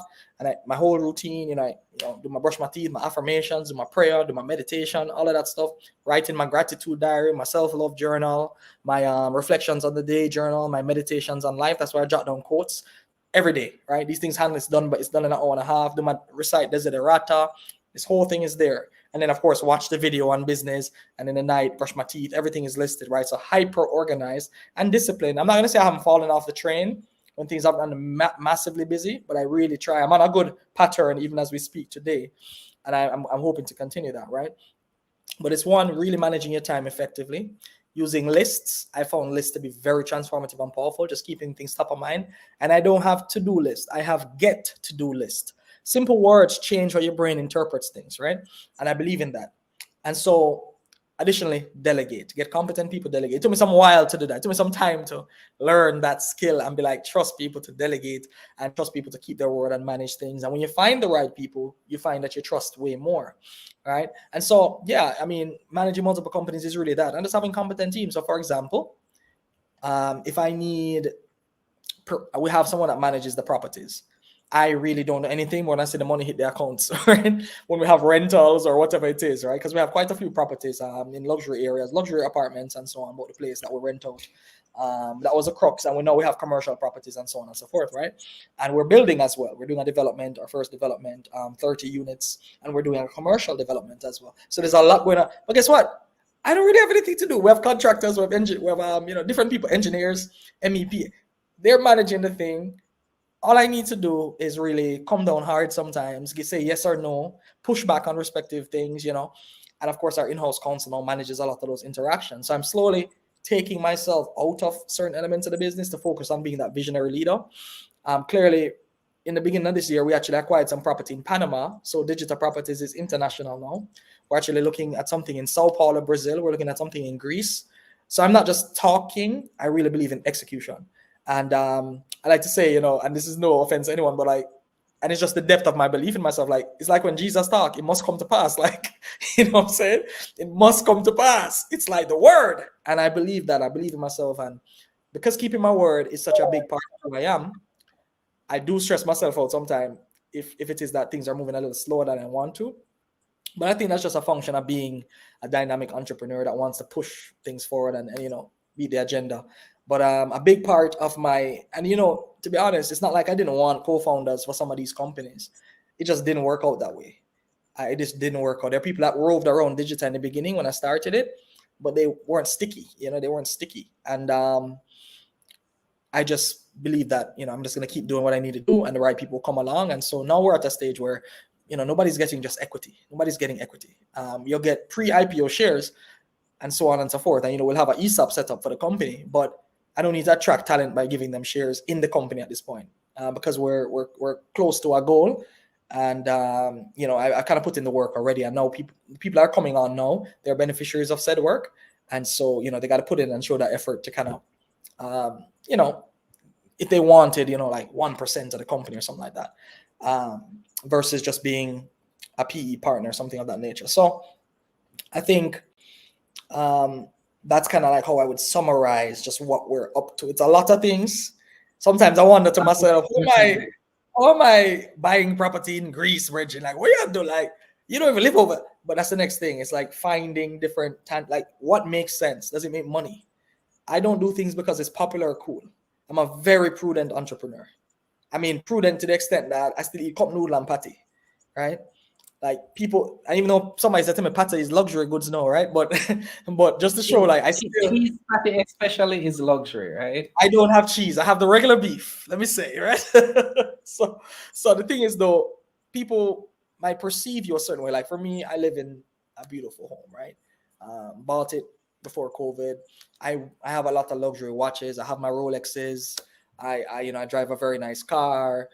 All of these things were paid for strategically using books like The Richest Man in Babylon, right? Using books like Rich Dad, Poor Dad. Using books like Civilization, not Civilization of Barbarism. That's a deep book on origin of man, but Barbarians at the Gate, right? Learning from these books, speak capital cities, reading about these companies that many people don't know about. How did they structure themselves in such a way that allow people to actually benefit from the things that they want, right? So for example, I'm going to Turkey as a speaker. I get invited. I still take a little gig here and there. Once it means international travel, I'll take it, right? I'm going to Turkey to speak at a company, an entity called Horasis, which is like the World Economic Forum of the other side of Europe. And I'm a member of the World Economic Forum and the Forbes Business Council as well. And so I'm going over there, and I said to myself, I was looking where Turkey is located, and I was like, I can go to Egypt. I've always wanted to go to Egypt. I've never taken a vacation for pleasure that I wanted to do in all this time. I've never done it. It's always been I go somewhere because of business, and I spend a few days, right? And I said, I'm going to Egypt. And I'm going to Egypt. So that's not my first. And why am I able to do that? Mentally comfortable, because my deputy CEO is a beast like me. And she's going to run the company perfectly. And I have no doubt that she'll be able to occupy well while I take a 2 weeks, first time in 7 years, to take a little break and kind of do something that I always wanted to do. And I think a lot of people don't understand that you have freedom, but it only comes through sacrifice. Freedom as an entrepreneur comes through immense sacrifice. And it's through that sacrifice that eventually, hopefully, and it's hopefully, you get a little freedom down the line, because many businesses fail. 90% of businesses fail after the second or third year. Something of that nature. New startups, rather, right? Yeah, And the yeah. days And so to make it to year 7 is quite an accomplishment, because I know persons start ventures, you talk to them in 2 years, oh, I've gone back to my 9 to 5, or I've just kind of started to do something else, because I believe there's a season that you have to push through where it's really hard. You have to push through that season. Right? I'll never forget. Someone coined a part of my scene. They called it L.E.A.R.N. We used to have like a lawn in front of where digital was located. I want like a small room, right? And they call it L.E.A.R.N. because literally one day we had let go 2 people and we hired 2 new people. Now our office was very not nice to look at, right? So I figured that maybe I had something to do with it. They came, they worked, they quit the same day, right? And I was just like, okay, because you see, people don't believe. People look at digital now, and people look at me now, and they're very like, wow, Kemal is this and Kemal is that. Or, he seems successful, but it wasn't like that. It was really just somebody starting with an idea, and with no money, right? I had no money, I had no investment, I had no fancy office, and a little hole in the wall, and they quit the same day, and I had to it was me and just one other person, I think, as the designer. And it wasn't anything like conflict based or anything like that. It's just they probably just didn't like, for example, this guy drove in one time. I'll be transparent. He drove in I didn't even have a car at the time, right? He drove in to the interview and he had a Benz. I was like, yeah, he ain't gonna stay here too long. I knew it, because I was like, I couldn't afford this guy. At least the perception. It was his parents, but I just knew, like, all right, this probably is a different world, because I'm starting with zero capital, and he probably is gonna want some type of pay, and he did indeed want some type of pay. And I was just like, man, I can't afford this guy. I mean, these are just challenges early entrepreneurship. You just can't. You don't have any money. You have to kind of make mash, become very resourceful. But all right, can I get like half time or like a quarter of time just for some consulting? One of the early things I did though was to get an accountant for like 50 grand a month, and it paid its droves. We have all of our audits, everything's up to date. We have all of our things from start date come all the way up, and I've really put emphasis on finance, because I understand managing your resources within a company is literally what separates you from the best. Some people make massive amounts of money and waste it, do stupid things, don't do things that give a good ROI. Doesn't matter how much you make, it's how much you keep, right? And so that's been our strategy since day one, like prudently deploy capital. Prudently. If I can't afford to hire somebody, I don't hire them. I don't feel no way by saying I can't afford it. To this day, I'm very frugal. Right. So these things, watches and so on, I see them as investments. I've made 10,000 US on this watch already just by owning it, right? Because it's hard to get. And that's just how I kind of live my life, right? I know that I'm a steward for everything that I have. So I don't try to get things that decline in value, right? Now, clearly, cars and so on, there's utility to that. There are tax breaks in many ways, right? So there's an angle on everything, and that's really how I live. I always try to find the angle that is advantageous for me in some way, shape, or form, because my ultimate goal is freedom and immense wealth. And so I have to live a little differently than most, right? And even when I set up my homes and so on, and the properties that we have, they're really beautifully done, like really, really hyper modern, and they look really good. But even that's done on a budget. Right, I shop on Amazon. Like, you have to just be really smart about things and don't try to be what you're not, or try to come off as something that you're not. Because I think, truth reveals over time. And I think prudence, just being a wise finance manager. I'm not a CFA or none of that stuff. I just know addition, multiplication, subtraction, and division. And that's been enough to kind of keep us out of any type of problems. Debt must be used strategically only to make more money. There's just some principles that I live by, and it hasn't gone wrong. And I encourage everybody to read The Richest Man in Babylon. It's a simple book, but it's one of the most powerful books if you follow the principles and innovate on the principles, because I found them to be true. All right, good stuff. So again, just a lot to chew on there, but what I'll do is I'll ask you a series of questions now, and I want you to give me some. I'm gonna give you 2 options, and you give me maybe a 60-second answer as to why. Right. So the first one is debt versus equity. What's your preference and why? I think, and I'm gonna probably answer a lot of these in what do you call it, duplicitous ways. So there's a time for debt and there's a time for equity. It really depends on the nature of the deal that you're pursuing. If you can take debt, definitely take debt once you can cover the coupon. Equity is accelerating present growth and foregoing future growth. But you clearly, for the type of company, a service company, you don't need either outside of sweat equity, right? For a product company, if you're building something to deliver to the market, you're probably gonna have to give up some equity and perhaps take on debt. So it really does depend. If you need a key hire early in your journey, you're hiring like somebody that's a C-suite executive at some big entity, and you're like a startup that nobody knows, you're gonna have to give them equity to make it worth their while. So it really does depend on the amount of pain you're willing to take early on in the journey. You know, are you willing to do most of the work in the beginning to retain equity, maybe take on some debt, or do you want like top class talent to just fly to the top of the market potentially? You give them some equity to kind of balance that out, and then you just grow in that way. So it really does depend on the scenario. It's not a simple question. All right, cool. I know it's not simple. I just wanted to get your perspective on that. Next question is short-term investing versus long-term investing. I'm a value investor, so you know what that means. Long term. Yeah, I'm about long term. I'm about legacy. I don't really believe in short term investing. I don't know if short term is investing. And I guess the term depends on the person, but I don't know if I would say the reason why Warren Buffett, you know, when he was 50 or something like that, he had 53 million. That was his net worth, something around that, right? When he's at his age now, he's billions, right? Because he's a long term investor. He's playing the value game over time. And I think that's what we should all play if we say we're investors. So I rarely sell stock in the domestic market. Ups and downs. I don't get tethered. I was telling you a story, Jermaine. I had upwards of 8 figures in Trans Jamaica Highway at IPO. And brother, when the stock dropped because of COVID, right? When the stock dropped because of COVID, I was there like, I'm not going to say it didn't affect me. I was a little tense, but I did not buckle. I was just like, it'll go back up. And I ended up only losing around 7 figures, low 7 figures when I sold because clearly the market was not going to bounce back. No, it wasn't even that much. It was 6 figures. Yeah, it wasn't bad, but I'm just saying if I kept it though, oh my God. I was gonna say because next time I used that.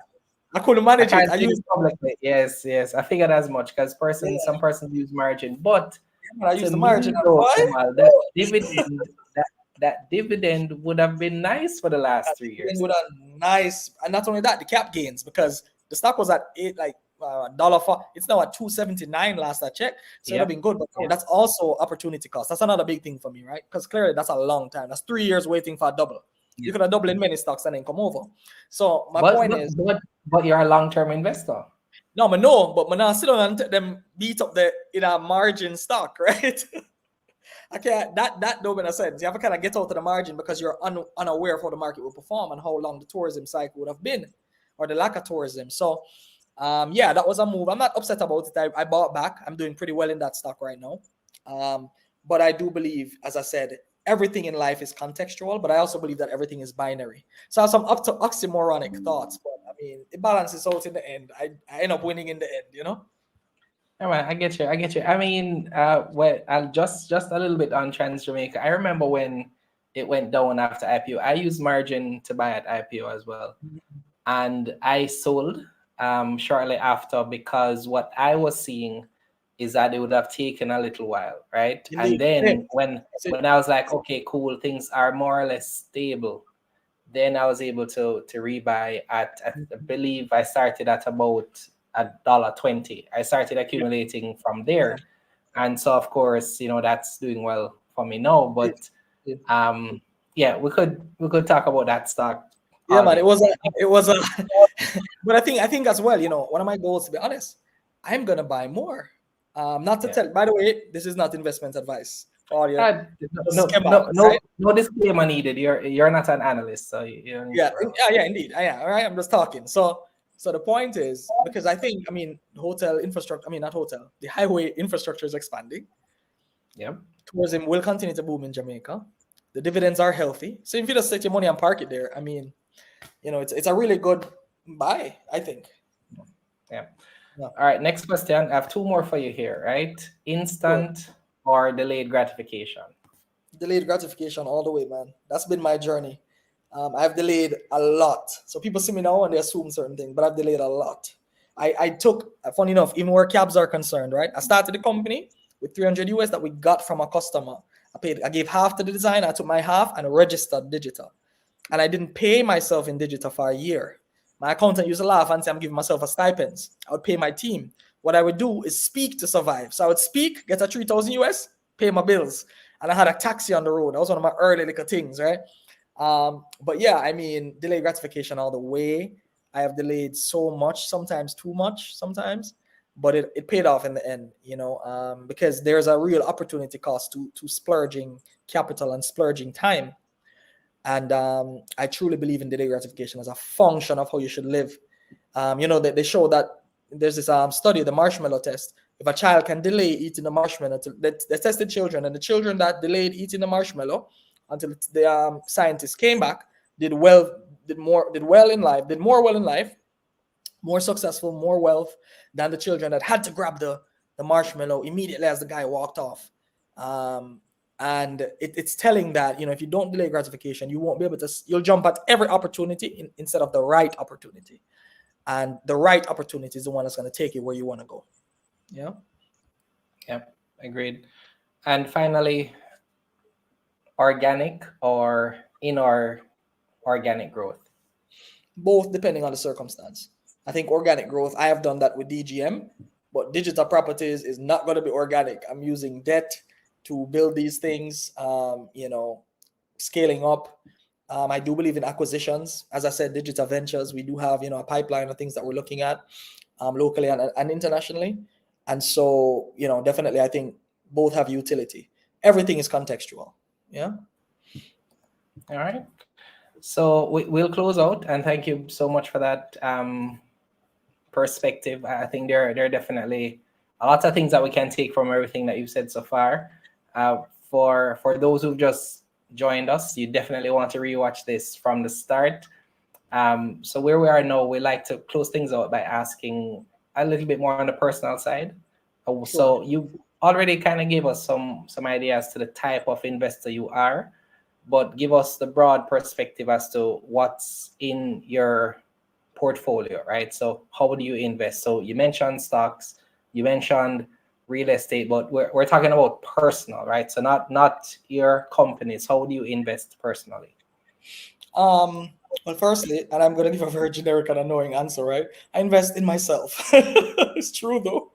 It's true. I invest in myself. I read, I learn, I listen to people, I ask lots of questions. I dig deep in people that are wiser than me. I try to befriend people that are wiser than me. And I give back. I invest by giving back as well. I have a scholarship fund set up in my best friend's name at UWI, 200,000 a year for specific candidates that meet a certain GPA. We're looking over the applicants right now. So I do believe in, growth, but also giving back. In terms of me personally, my companies are only manifestations of my personal desires. And so I do believe in investing in real estate. Before the property company came, I was a real estate investor in my own name. I invest in equities. I'm a stock man. Recently, I'm touching on some CDs because the certificates of deposit, government debt. I'm touching on those because the interest rates are pretty high. My person was able to get 10% annualized. I also, just look around for opportunities where they come. One of the things with being a bank, and I love it, I think a bank is the ultimate leverage. The bank has capital. You don't. The bank lends you capital at an interest rate. That's pretty much the function of a bank, right?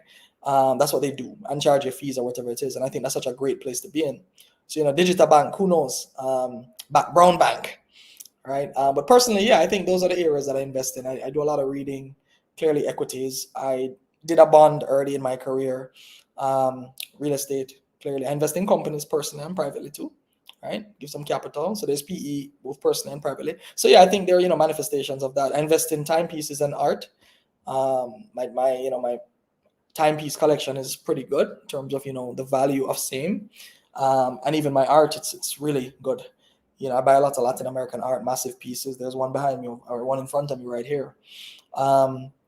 Yeah, I mean, I think that's pretty much where. But the greatest investment you really can do is in yourself, because you are your core product. You are actually a core product. If you are good, life will be good in most instances. And I like to tell people that success is not a function of, um, you know, I'll be very frank. It's not a function of praying to be good. It's a function of working to be good, right? It's literally how you respond to the environment around you, and how you choose to look at difficulties or opportunities you're having, because every difficulty, every challenge brings opportunity. It's just you just have to find it, right? And that opportunity can make you wealthy. So I think investing in yourself, vis-a-vis reading, learning, getting around the right minds, getting a mentor if you need a mentor, doing what is necessary, investing in your sales skills, because sales is everything, right? I think that is, the greatest investment you can make outside of the traditional equities, savings, CDs, interest. And I invested in crypto. Jermaine told me not to tell you all, but I lost a ton of money in crypto. I won't say the amount. You're a bit scared to say that amount, right, Jermaine? I Please invested. don't. Please don't. I invested in crypto, and I lost a lot of money. But I didn't lose a lot of money. I gained a lot of experience, right? And that's how billionaires think about things. And so if a billionaire thinks like that, I must too, because that is my goal, think like that. And so, and plus, crypto markets bounce back. I'm pretty sure I'll make triple what I lost in short order. But yeah, I believe in looking at every investment opportunity. It could be private loans, it could be whatever it is, right? I mean, whatever makes money and makes sense, and you're managing your risk effectively, is something that you can look into to grow your asset base, grow your portfolio.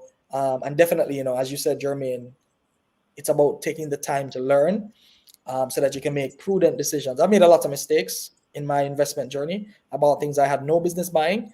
I did things I had no business doing, but it's a function of learning from those mistakes, so that you can pivot and iterate towards a greater goal and towards your eventual success. Yeah. Great there. So, what are you listening to? So, I take it that you are someone who reads a lot. You Yeah. have your system. Can you give us maybe one, two books that you're reading now, and maybe one or two podcasts that you're listening to? Okay, so I used to be a podcast person. I haven't really listened to podcasts a lot recently, but I'm reading 3 books at present. I just bought them. One of my staff was abroad, and I packed up our suitcase when she was coming down. So this one, I just read the preface. I'm getting into it later tonight. Jordan Belfort, Wolf of Wall Street, great movie, about a rise and fall, but also a rise again. I saw this in a Twitter. I'm reading a lot of Twitter threads these days. I find them very useful. I'm a lurker on Twitter. I don't really do much interaction. I just retweet. I'm a lurker because I think a lot of people waste time on Twitter talking about sussing, as we say in Jamaica. I like substance. So this book, I'm looking forward to it. The Essence of Money is like a bank director's letters to his son. And then this one, I'm listening to a book called Your Next 5 Business Moves from Patrick Bet-David, a great entrepreneur, runs PHP agency, I believe. And he's also the host of Valuetainment.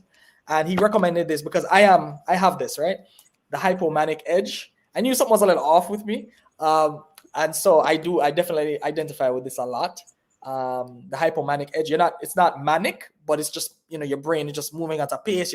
So this book is really good and helping me to understand myself from a psychological component. And I do, outside of not reading now, that I do believe that everyone should read a book called The Mastery of Love, just to kind of understand yourself, heal from trauma, so that you can build yourself into a better version of yourself. I also bought this book as well because I buy a lot of books. I have a little library here. 100 Million Leads from Alex Hormozy. I've been following him on Twitter recently. Really smart. I see I see a lot of my thoughts and his thoughts and vice versa. So yeah, I'm looking forward to this. And it's like a big textbook. When I got it, I was like, what? So yeah, but yeah, that's pretty much what I'm doing. And then outside of that, I listen to a lot of YouTube stuff, just random stuff. Something on investing, something on PE, how to value a company. I'm always just learning new skills based on the journey that I'm on and what it will demand from me. But I'm not so much of a podcast person right now. I have in the past, like for example, the Art of Success podcast, something of that nature. Or no, Addicted to Success podcast. That was something I listened to years ago, and it was really good. But I read a lot of books. I think every entrepreneur should read The Hard Things About the Hard Things. Ben Horowitz, great book. And also Creativity Inc. about how Pixar was founded. Great book, right? So there's a ton of books. I mean, clearly Gary Vee's book, Jab, Jab, Jag, Right Hook. A book by Ray Dalio called Principles. Amazing read, amazing read. So, I mean, I think, you can only be as good as your mind. And if you expand your mind, your life will naturally expand to fit it. I tried to read 100. The hard thing about hard things was mentioned at RevUp Weekend. Heard it was mentioned. Tried to download the audiobook. I'm in a season of listening to audiobooks because Cool.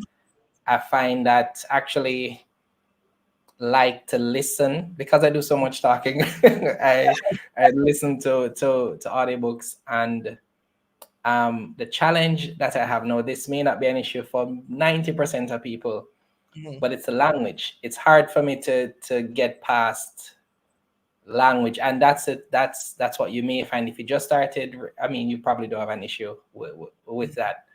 But the hard thing about hard things, Ben Horowitz starts out with is essentially told you in the introduction that he's heavily influenced by hip hop. So Yeah, quoting some songs correct. and stuff like that.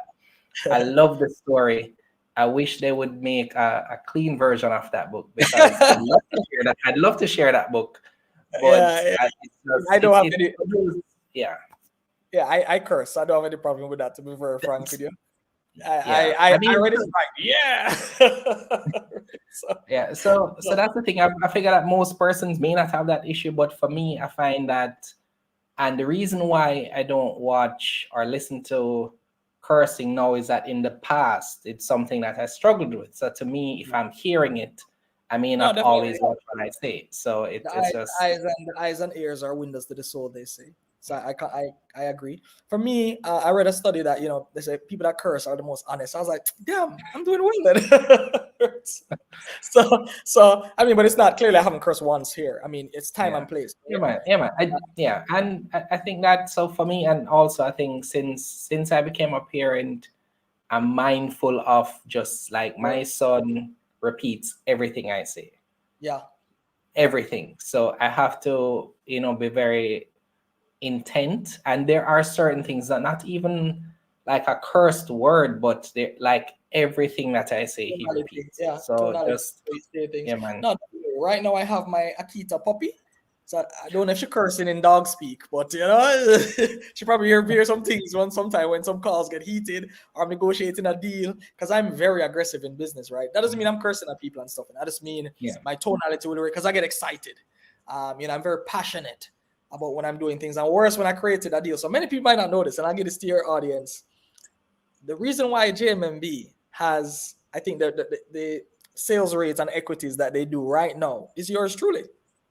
When J Trader dropped their rates, right? I done a big transaction with JMMB buying stocks, buying equities. And I said to them, this thing cost me a lot of money in fees. I mean, a lot of money. I was like, why aren't you matching J Trader?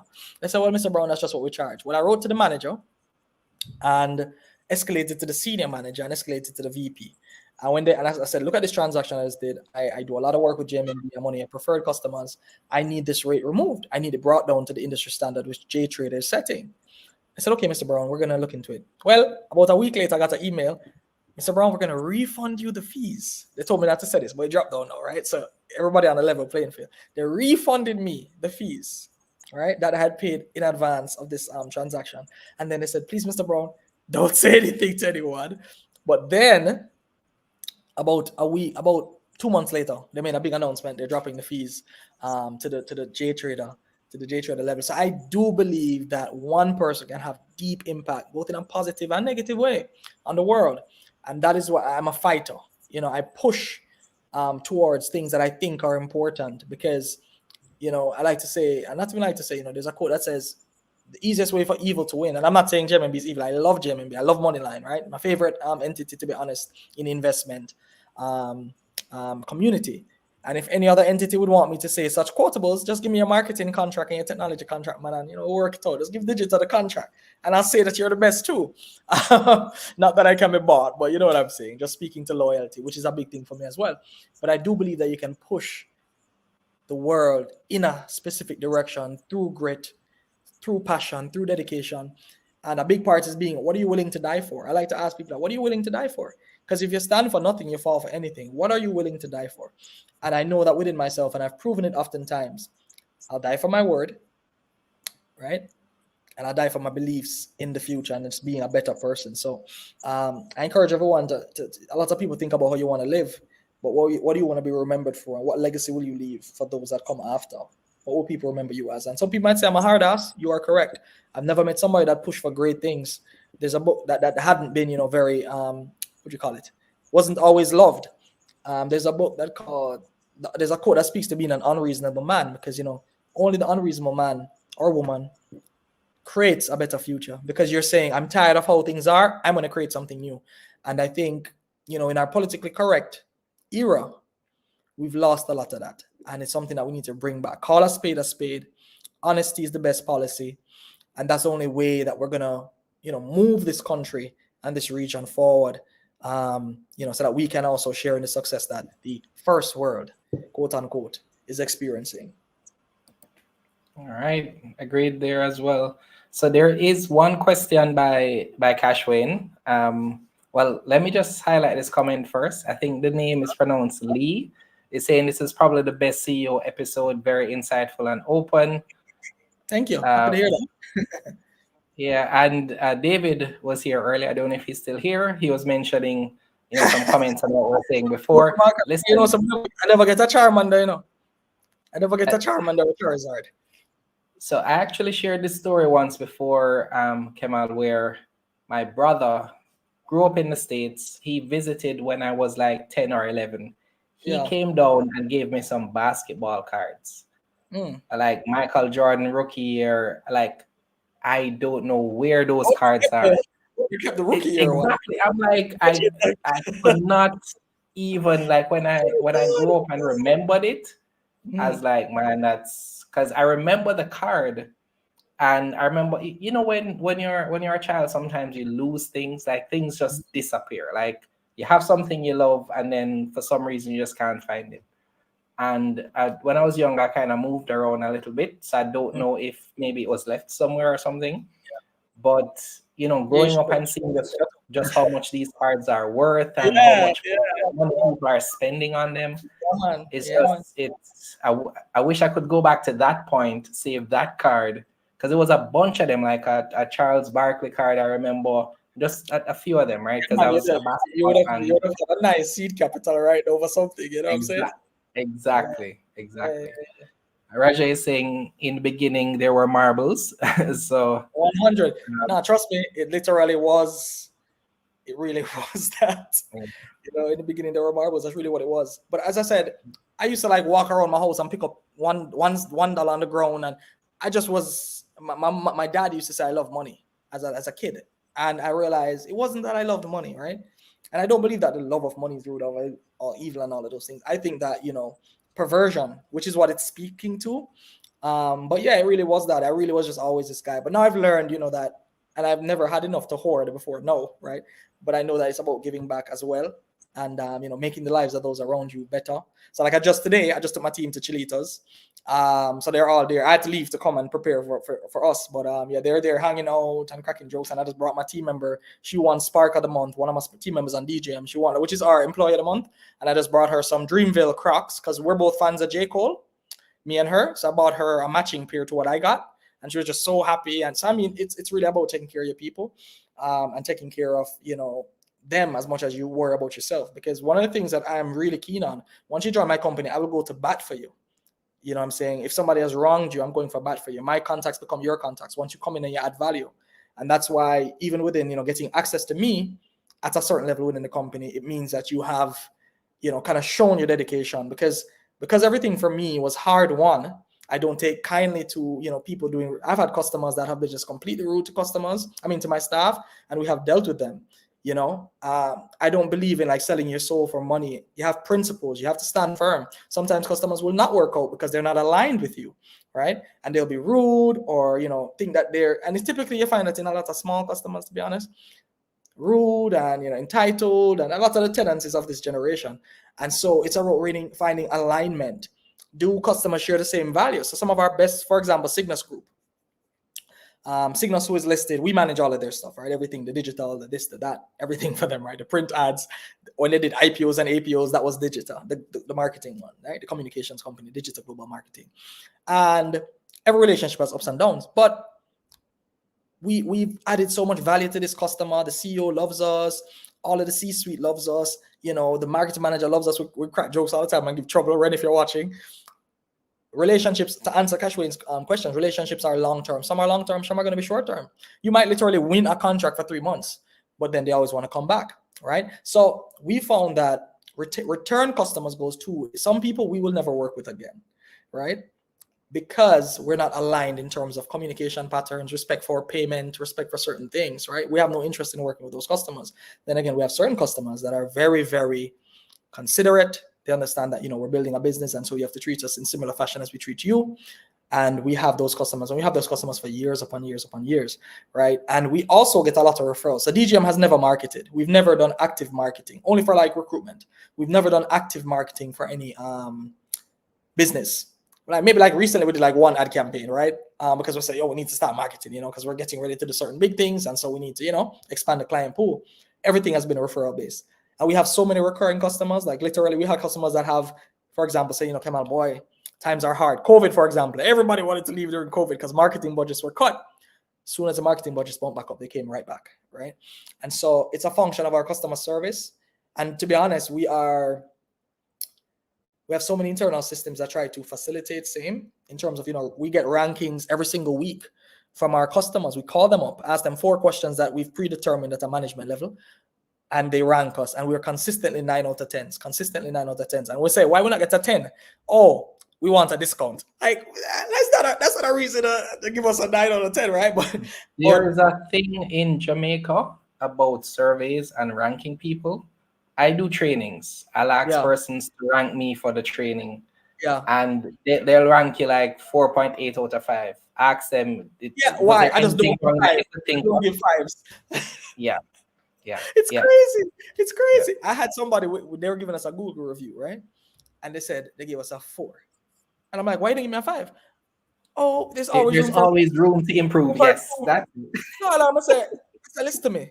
You better change it. I'm not talking again. Like, honestly, because it's so nuanced and foolishness. Like, what are you talking about? We did a great job. You're happy. No, so the last time I asked about that, Kemal, the person said to me, "Are you saying you're a perfect trainer?"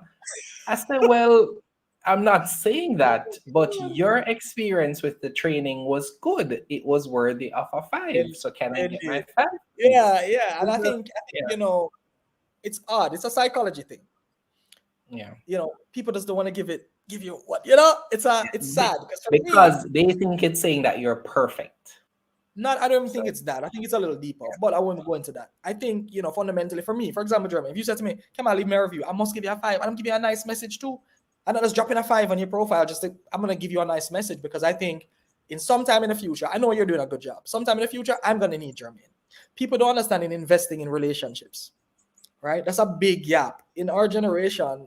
At least the youth of this generation and the working people, and even some of the business people, they don't understand that, listen, today is just today. Where you meet somebody today is not where they're always going to be. If you deal with people fairly, they will deal with you fairly. If you deal with people unfairly, they're going to deal with you unfairly, right? And if you deal with people in a crass and rude manner, they're going to deal with you in a crass and rude manner at certain levels, right? And I'm not saying by any way that I'm the nicest person on earth, because there are times when I get really serious about my business, right? But the reality is, I remember when DGM was a little baby company and we had a client that just didn't want to pay us. Like, it's like one time because I was abroad giving a talk and I left someone in charge and the person didn't follow the policy, which is to get a 50% deposit before you output any work, because the world is nefarious. I'm sorry to say, right? It's also beautiful and kind, but it can be nefarious. And that's the only time we've ever not collected, right? I remember once this well-known person in Jamaican society and in the startup society asked us to do a project, rushed, and didn't want to pay us for about 2 years. Every day something wrong. Every day something happened. Every day mother sick. I didn't say anything. I bided the time. When we got a lawyer though, not recently, this is in the past. We got a little, like consulting lawyer. Man, I made her write that person up and they paid us the money. You see, I've learned early, people only take you as serious as you take yourself. I will go to battle with the Titans. I will be the David towards the Goliath, but to stand on my principles, right? Because without principles, you can't. I sleep very well at night. Without principles, you cannot sleep well at night. If you allow money or you're afraid because people going to talk about you at the road or to determine what you're going to do, you're not going to get very far. And if you do get very far, you're going to compromise yourself where you can't even live with yourself. So we've seen in society many successful people, their meteoric fall because it's little compromises that you make that you're just not comfortable with it, but you sell your soul figuratively, clearly, I'm speaking figuratively, for money. And money is worthless, right? The greatest worth is within. And so if you do that, you're gonna run into some serious problems, right? With just looking yourself in the mirror. I get up, I ain't gonna say like I be stretching like everybody else, but I get up and I'm happy. I'm like, I'm moving forward. I'm doing what I'm supposed to do. I'm keeping my word. I'm keeping my commitments. Funny enough, another entrepreneur, very well known, and many of them, they know me for one thing. Kemal keeps his word. If Kemal says Friday, it's Friday. If it's not gonna be Friday, on Thursday, you're gonna get a call and an apology, right? Because something would have happened. And even then I'm working through the weekend to get it to you, which is very rare that we don't deliver. I mean, maybe really we don't deliver nowadays because I had to try and duplicate myself, which is meaning hiring people.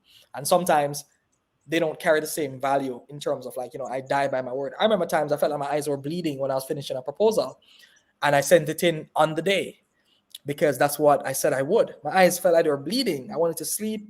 All the fatigue was reaching me. But if I don't keep my word, I know I'm damaging my self-esteem. And if I'm damaging my self-esteem, I won't be the confident person that many people know me to be when I step in a room or when I'm having a conversation. And so I'll be damaging myself. So it's a little selfish where I keep my word, right? But I know that it makes me me. And Kemal is that person that I described earlier, through and through, for better and for worse. I think that point that you just made is very important. As I want persons to kind of understand what you're saying. I've found as well where there's this. So I used to run a startup, and this is not about me. This is about you. But Oh man, let do me you think, see man? this point, right? I used to run a startup. My first company started it in high school, and when I was younger, I was notoriously known for being late. Like the day that it clicked for me, Kemal, was I was at a client, and the client said, Jermaine, we need to take care of this thing on X date. And so I said, okay, yeah, man, I'll be there. And the client said, well, somebody else said, well, it's Jermaine, so if you call him and he says he'll be there at 10, he'll be there the next day at 6 p.m. Oh, wow. And that was like, what that said to me is that I was notoriously unreliable. Yeah. And that wasn't okay for me. And from that point, I've worked consistently at being someone who keeps their word, right? Because you are right in that if you don't keep your word, it actually impacts how you view yourself. Oh, yeah. Because 100%. it's gonna be something that really, when you have a challenging season, how you view yourself is how you get through that season, right? So Trust me. it's a big deal. You have to be doing this yourself because nobody's there. You have to pat yourself on your back. What I used to do early enough when I started digital and I felt like I couldn't do something, I would go read about my master's thesis. I'd literally dig in my files and read my master's and say, Kemal, look at you're bright. You can do this. Look at you're bright, my you. Look at you wrote this thing. This thing sound like some, brilliant. Oh God, I believe in you. And I would just go and do my thing. Right. And of course, I use psychology and stuff as well. Like I call clients and be like, you can't afford not to do this. And, different things, because psychology is important and how you approach problems is also a function of your problem solving skills. Now, some people won't always appreciate how you seek to solve a problem. It might be a little trivial and give people a little trouble. But one entrepreneur always said to me, Kemal, it's most important to be net positive. Look, he said to me, 51% of the people love you and 49 hate you. You're all right. Try to get it to like 60 though, and the function of, and a lot of quotes say this thing, and I really believe it. If you wanted everybody to like you, sell ice cream. Don't be an entrepreneur, because by virtue of you winning business, people lose business. By virtue of you hiring or firing somebody, people are losing income. There's always a trade-off, but you have to do it. You have to be the bad guy sometimes, but there's also times you're the nice guy. When you promote people, when you give them new opportunities, when you hire people that you see potential in, when you give people an opportunity that they never saw coming. You know what I'm saying? And that's the thing, balancing life in such a way that you can actually do these things. Because end of the day, the most important person that you have to answer to is yourself. And if you do things in your life that you feel as though you can't answer to, once again, I've done a lot of things that I've had to like mentally apologize to myself and apologize to people. right? Because it's not always perfect. Things get skewed, things get thrown off. Nobody's perfect, right? But I don't use the fact that I'm not perfect as a crutch or an excuse to not push beyond what I think is possible for me to manifest dreams that I didn't even know I had, right? And so my thing is just, how high can I go? Yeah, that's what motivated me. How high can I go? I have 90 years the universe tell me I have on this earth, right? Hopefully it's the full 90. How high can I go? How many people can I positively impact? What legacy can I leave to my children? When I look up at my picture on my wall and I say, boy, my dad was just the best. He protected me. He taught me wisdom. He taught me how to operationalize life. He taught me never to be ungrateful and be a brat. Because clearly, my kids will be kids with resources. That's just it is. Whoever's upset is just upset. My kids will be rich kids. That's why I never mess with like wealthy kids. People make fun of them and give trouble. I say uptown. I don't care. I used to live in Portmore, right? I used to take bus and executive coming to Kingston, right, to go to work. And my dad owned a company, and he didn't buy me a car until he bought me like the oldest car in 1995, and I'm still blessed because I got a car. Some people never got that. Some people had to walk forever. I got a 1995 Fiat Uno. And when you look in the car, you could see the road as you passed because there was a hole in the car, right? So a lot of people look at me today and they say, golden spoon, not the case. But I don't care about what people think. What opinion of myself do I have? And not to say like certain things don't affect you. You're human, it will. But you have to always center your beliefs on who you are and who you want to be, and the belief, and this has to be true though, it can't just be a belief, that you are trying to do good on planet Earth. Some people are just trying to see the world burn. Like a lot of people on Twitter are just tweeting and being so rude and nasty. I'm like, why would you say that to somebody? Like, why would you say that? It's just kind of rude. Why is that? And there's a saying that Jim Rohn, or is it Earl Nightingale? One of them, they say, or is it Bob Proctor? They say when you squeeze somebody, when you squeeze an orange, only orange juice can come out. You can't get pineapple juice.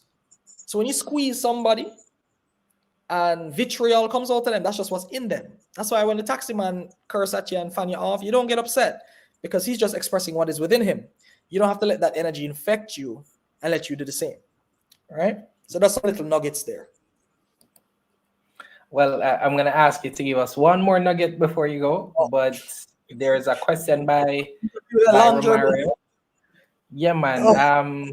It's good stuff, right? Because Raja is saying, great conversation, very, very insightful. He has his notepad taking notes. So I guess he's going to ask you to do for him what L.E.A.R.N did for you, that guy did for L.E.A.R.N, right? I guess that's my birthday. That has legacy clothing. Say that again? No, I'm saying is that my Virgin that has a clothing line called Legacy. He sent me some shirts. I wonder if it's Virgin. Okay. Yeah. Well, Raja, if that's you, just feel free to let us know. Romario is asking, will there be an IPO for Digital Global soon? I'll let you answer him, even though you said it before. Yes. Wait and see. Romario, watch about 40 minutes in, we answer that question. So check it out. Final question is that, so we have a lot of aspiring entrepreneurs in our community. We actually have an entrepreneurship channel in our Telegram group. And so I wanted to ask you, well, it's a two-part question, right? One of my greatest challenges I'll share publicly is when you've had a failed business, it's all you think about, right? And I've had a failed business. And I realized that there's like a turning point where your business either starts to fail or it starts to like break through. And what I think would help a lot of entrepreneurs is what do you think, in your experience as an entrepreneur, as studying other entrepreneurs, is that thing that prevents them from getting through that point of breakthrough, right? That point where you're building momentum, but maybe you make a wrong decision. What would have kept them on the path to making the right decision, right? And keep making those right decisions. And the second part is, how do you, well, you know what? Answer that one first. Yeah, I was like, no, brother, you're piling on.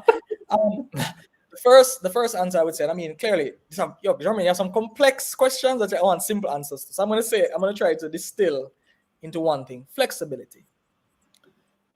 As an entrepreneur, I failed 2 businesses before, by the way. I've always been doing entrepreneurial things. I wanted to do the game room thing, like they did up at Manor Park Plaza with the bowling alley. That was one of my business plans I was writing as entrepreneur. I used to sell laptops on campus. It was called KLB, Gizmos and Electronics. Horrible name. Well, look back, it's horrible.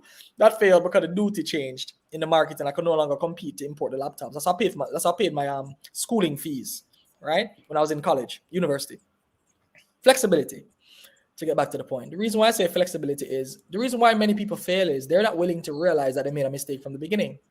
Businesses, L.E.A.R.N has 5 spectrums for winning. One of them says that you must domicile your business in a long-term growth industry.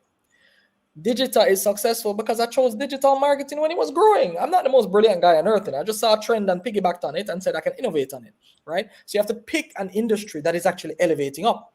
Pick an industry that is constant. There are people always eat food, right? But in picking that industry, you have to decide, where am I going with my company? The first step is vision. Are you going to be a big company, or are you just a lifestyle business? If you're going to be a massive company, the rules are very different. That means you need to scale, you need to hire people smarter, and you have to replicate yourself. If you're going to be a lifestyle business, you can always be the face. So for example, Jermaine, in your case, at present, it's you and your wife and maybe some of your team members. To go beyond that, Jermaine is not going to be hosting anymore. You're going to need to get different people. You might still host a podcast, but you're going to have people creating products for you. You're going to have people on the back end doing different things for you. You're going to have somebody running the chats. You're going to have somebody, because you have to replicate yourself to be able to scale. Because if you only have yourself, there's natural limits to humanity, right? There's natural limits to me and you. Now, my threshold is wide. I used to say, I saw something from Alex Hormozy. He said, you're not burning out. You're just doing what it demands. And I love that. I love people that don't take the typical... Some people like to come to you and say, hey, Kemal, slow down. You're working too hard. I made a joke on IG the other day. I was like, I'm not going to be a brokey like you. I didn't say that to the person. But I'm like, I don't want your story. Why would I take your advice? Right? So if I don't want to be you, why would I take your advice? I listen to L.E.A.R.N. I want to be a billionaire and have problems that I'm firing 10 executives. I only have 3 executives right now. I can't afford 4. I can't fire that. You know what I'm saying? I'm not saying that I want to fire people. I'm just saying rich people problems is rich people problems. And you have to deal with it. Just like my level problems is my level problems. And a billionaire's problems is a billionaire's problems. So I think, it's having one grit. It's having one, as I said, flexibility. 2, domiciling your company from the beginning in a long-term growth industry. 3, being a constant learner, constantly improving, constantly learning. Because if you're constantly learning, you'll probably see that your business is going to fail and pivot ahead of time, right? And 4, grit and dedication. So many people give up before they get to that breakthrough. If they just kept going, if they just kept breaking through, they would have got to that final contract. I remember in COVID, COVID was the dearth for many marketing entities, including mine. We had maybe 75 million in business that we had booked, and it just disappeared, right? And we had to survive off of everything else. And I was like, oh my God, what is going on? Why is this happening? I remember the email that made my mind like, oh my God, it was worth it. I got an email that we had won a contract. And I was like, oh my God. I was like, oh my God, I got fired up again. But sometimes firing up comes from just having a team meeting and everybody just seems ready to go, man. Everybody just chilling. You just say, yeah, I'm going to crush it. If my team crushing it like this, I'm going to crush it. And that's why it's so important that people you have around you. Don't get people in your company that's going to like irritate you to want to quit. Or your girlfriend, your significant other that says, you should give up. Run away from those people because they don't have your best interest in heart. You have to get yourself, number 5 would be getting yourself around the right people, right? The right people will change everything. None of my friends talk about failure. We just don't even process that. We're going to make mistakes. None of us talk about I'm giving up like that. J. Cole has a line that says, I'm a big hip hop head. He says, up is something that I can't give. Up is something that I can't give. And I've lived like that. Won't see me disappear like the old Aunt Viv from Fresh Prince, right? And I forget that reference, but you're not going to see me disappear. Like, one of the things that I've always looked at when people have done me wrong in my life, right? My approach is massive success is the only revenge. I don't need to worry about the person. Massive success, man. I'm have to see my face on this interview. I'm have to see my face on YouTube and Wikipedia. And you can't run away from Kemal's face now. And many people that try to detract me have now become fans, right? Because that's the nature of humanity. So I'm not too hard on people like that because I understand that, look, they're just scared in their own self. They just don't see themselves being able to achieve what you have achieved. And so they limit themselves. But the truth is, the absolute truth is they can do exactly and beyond what I've done and beyond what even L.E.A.R.N has done.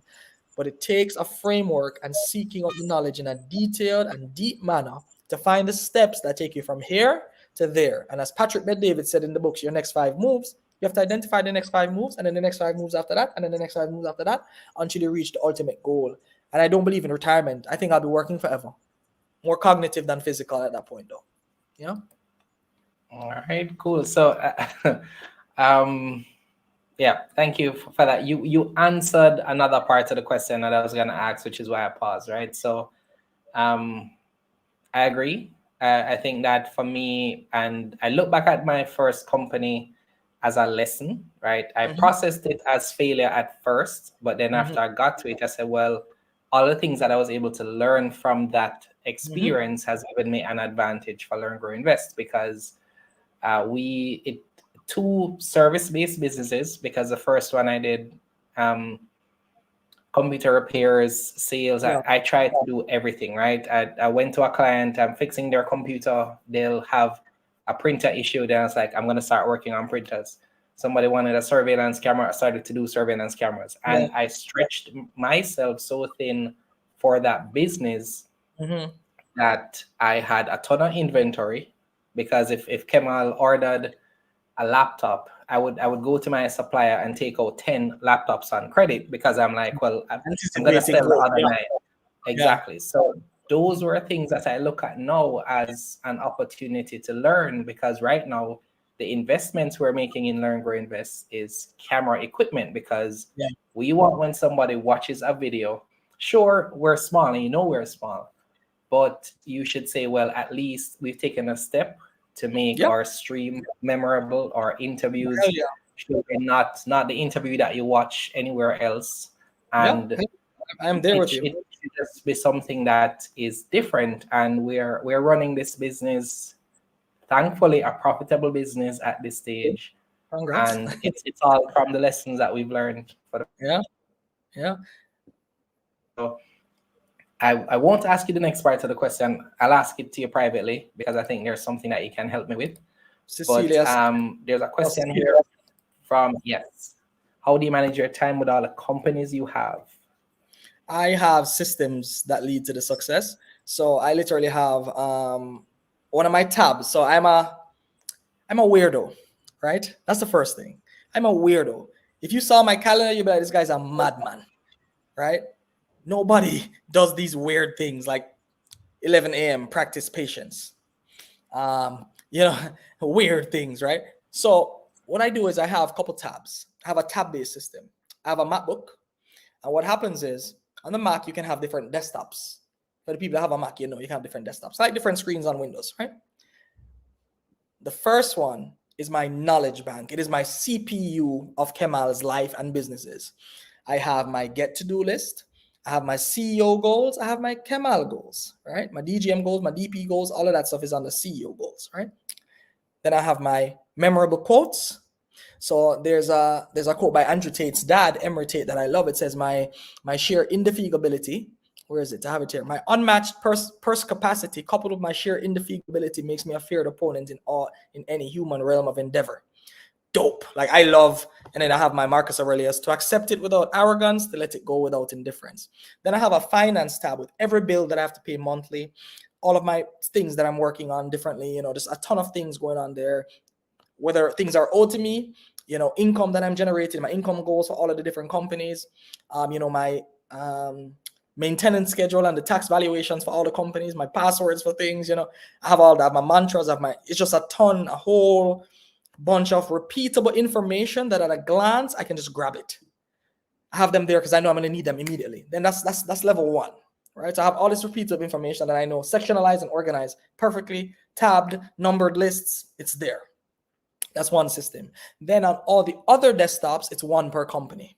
So I have my communication desktop, which is my WhatsApp, my Slack, and my calendar. It's right there. Then on the next one, I have DGM's pinned Google Chrome set of things. Like, it's all my tabs for DGM. It doesn't take me more than 5 seconds to find anything I need. Right? The next one is the digital properties. And the one after that is the Kemal, Kemal Group. My holding company is another thing that I don't want to mention the name. I have a holding company beyond digital global group, right? And that one now has like my personal stuff. What am I doing here? I have 3 books in draft, for example. And then the final tab now, what is my final tab again? Well, my final tab is the property one, where I have like the Airbnb app. I have my Stessa. I use it to hold all the data and the documents for the properties that we have, valuations, all of these things. I'm a tech guy. I use technology heavily to help me manage my things. And then I have what's called a chief enabler. My chief enabler runs my life in the business. All of the stuff for all of the companies, she keeps me on toe. When I have a meeting, when I have a sales pitch, when I have whatever, she calls me 10 minutes before, tells me to prep. She gives me any documents that I'm going to need for that meeting. She sends a meeting link. She calls me 5 minutes again to remind me before. These are systems that I've created and hired the person to execute on it, right? So I'm never not in the know in my business. Also, everyone, including my management core, has to give me a daily report at the end of every day. What was achieved? I don't care about you making a call. I made a call. I don't care. What was achieved? What was the outcome? I need to be able to scan that in a simple bulleted list so that I get movement. So every day I know what's happening in my entire company. There's no, I didn't know. No, not clearly. I don't know every little thing. You know, maybe a friction with a staff member. Maybe HR updates me in their updates. So I get HR updates. I get finance updates. I get accounting updates, and I tell them all the time, you have to give me information in such a way that I can say yes or no. If you make me read a lot, I'm already very busy. I'm gonna be upset. So please just give me information. I can say yes or no. That means you must find a solution for me, and then give me the opportunity to say yes or no. And it's a lot of just structure and management competence. So those daily reports really help. It also helps my additional managing core. And really and truly, all I need to do really is read the C-suite, because my C-suite persons are on a separate channel. I just read their updates and I should get a full vantage point on the company. That's all I will need. And so it's really structuring yourself for success. People, you know, funny enough, one of my mentees and one of my team members now, she asked me that when I was on a panel at this thing. How do you manage so many companies? Systems. Properties are passive. And what I mean by that is, unless you're doing a development, it's passive. We are doing a development too, so it's not so passive. But rental collections, you use the same finance people to collect that. They collect the rents, they follow up with the tenants, whatever it is, right? If you have property management, you have somebody that just has a list of vendors, plumbers, this that you use that are executing, right? Private equity, we have automated emails with deals that come to us. So I can either say yay, nay, or whatever it is, right? You have to structure your life in such a way that it's simple. Additionally, right, I have, just in terms of my life, I don't do certain things anymore. I don't clean my house.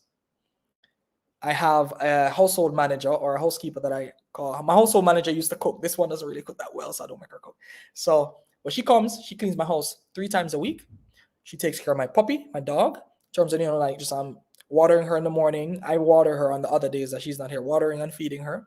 So you have to build a system around yourself as well. So she comes, my house is always clean. My house is always clean, right? I'm kind of pedantic and OCD where that's concerned. I love my home looking very nice, right? And clean mind, clean home, clean mind, declutter your house, declutter your mind, right? These are real principles. And so that used to happen. I mean, that happened. I'm actually thinking to hire a private chef because I don't want to worry about food anymore. I had this service that I use called Healthy Chef, very good, but I want like real warm, immediate food. I don't want to warm up things anymore. And clearly when I have lovely young ladies in my life, they cook for me and so on, but clearly they have their things going on too. So I need consistency, right? And so I'm thinking to hire a private chef. I have to take out all the things that don't take a lot of my deep skill. Like I'm not cooking, I'm not cleaning, I'm not going to do these things because they have, if you can outsource it for $5,000 or $6,000 a day, why are you doing it if your hour is worth 50,000 or 100,000? If your hour is worth 100,000, outsource it, hire somebody, get it done, right? And that is what people need to understand. You use wealth to buy back your time. You know, I was talking to Agent Sasko, a virgin of mine, and he said to me, Kemal, I'm going to get a driver for me and Nicole. Because why are we driving? We're tired when we're going places. That's not a good use of our time. And he told me, listen, I have 2 chefs, Kemal. What me I do cook? I'm busy. I'm like, exactly. And so I literally last week, I said to myself, I'm going to get a private chef. I need to work on my nutrition as I get older. And so you have to make decisions that build the life that you want, right? And especially as I get children in short order, that's I want to be a very active dad. And so I'm not going to be all corporate. I'm going to make rules that I stop working at 6 o'clock. And maybe when I go to bed, I get another 2 hours in around like 10 o'clock to 12 or something. But then my wife will want my time, right? So it's going to change. And I am not one of those people that say, success are everything, because familial relationships and building bonds are much more valuable than money. You need somebody to spend the money with, So you can't sell everything for capital. But I do think that, you have to structure your life in such a way that you are doing the things that really matter. I don't need to clean my house. People might look and say, oh, that's bougie. No, you don't understand. You think it's bougie, but I understand the value of my time. I understand that I have a mission, and if I'm washing clothes and washing my sheets, that's not going to be achieved. So literally, my household manager comes. I don't even get up out of my bed because I'm typically meditating or reading or doing something. I press a button on my phone, my door unlocks. She knows the sound. Right? There's a doorbell in my bedroom, and when somebody comes to the door, I check the camera. I see it's her. I open up. She comes in. She walks by. She says, "Morning, morning, Mr. Brown." I'm like, "Morning." She does her thing. She cleans the rest of the house. My bedroom is last because she knows I'm not coming out of there until maybe like 1 o'clock, 2 o'clock. I get up and I work from my bedroom unless I want to come out of my room and think that. So I'm using every minute. I'm squeezing it out of my time when some people like, just doing a ton of things. Like, for example, weekends.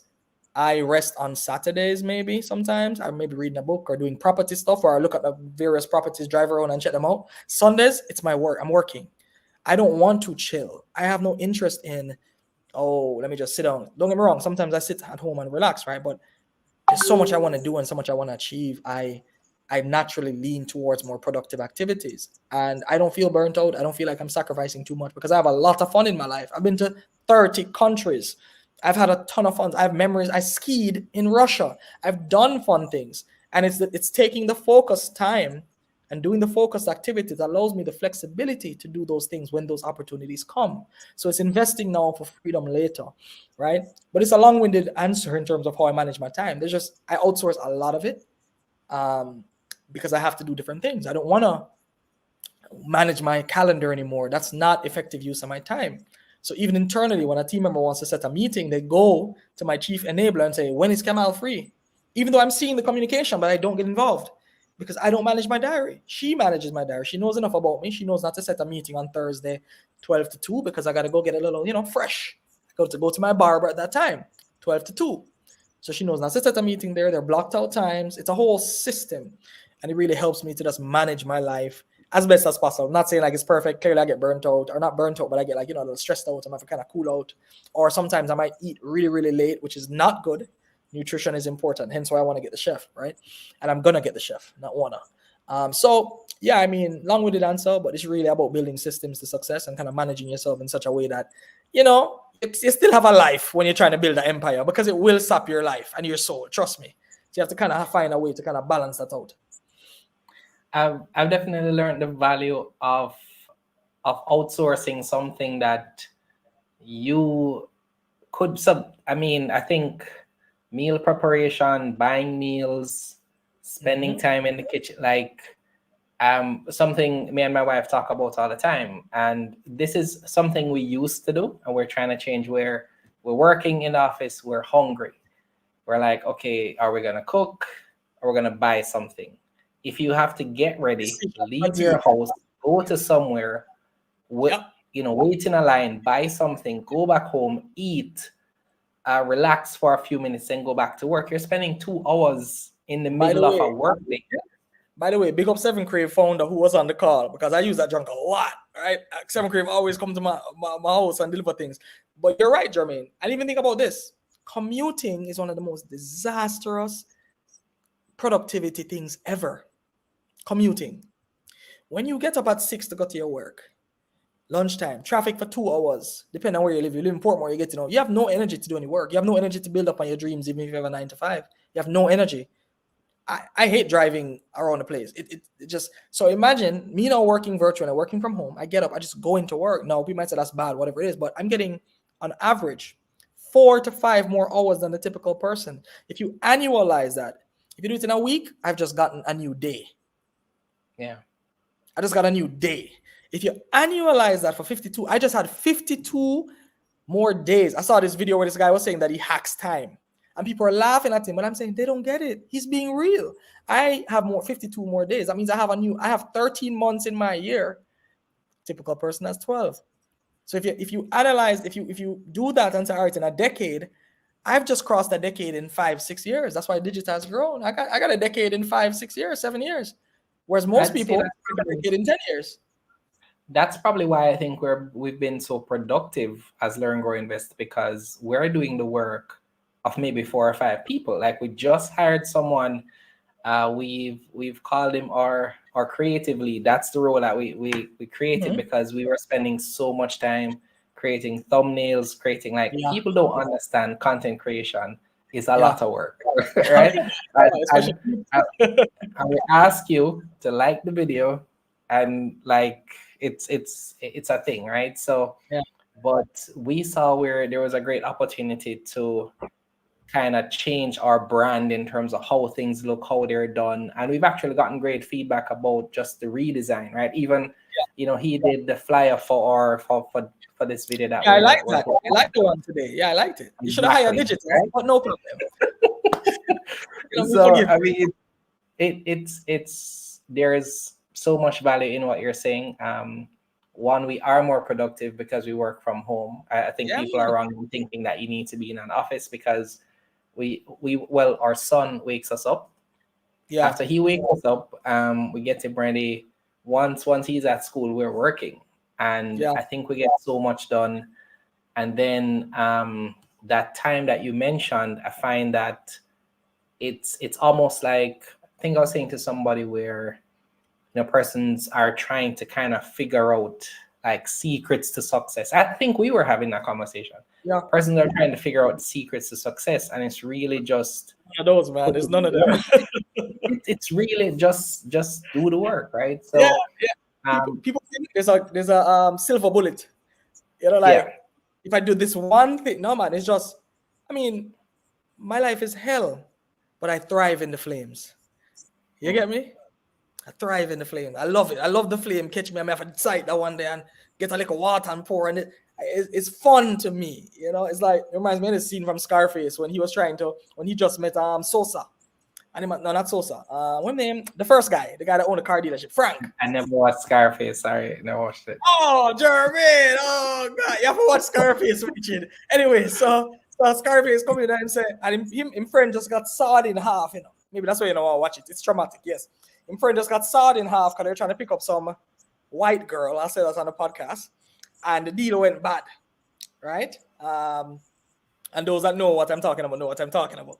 The deal went bad. And the guy got sawed in half with a chainsaw, right? So, and then Scarface got shot. Tony Montana got shot. So he goes after he beats the guys up, essentially. And they reach to the guy now that they were supposed to bring the product to. And he's like, oh my God, I'm sorry to hear about your friend, that your friend died, And he said, hey, my friend died. Don't worry about it. That was fun. He's just like, but clearly it was not fun. But he's just like, Yeah, I got this. And that's it's a really mindset. that's how you have to approach entrepreneurship, because things are going to go bad all the time. Every day I have things go bad. Every day I have things that go bad. Every day. Let me say it again. Every single day. Maybe I have maybe at the end of the day, my finance officer drops a note that we just received this money. I'm like, yeah, it's not so bad today, right? But fundamentally, things just happen bad. Customers say, boy, Kemal, economy changing. We have to kind of reduce the retainer.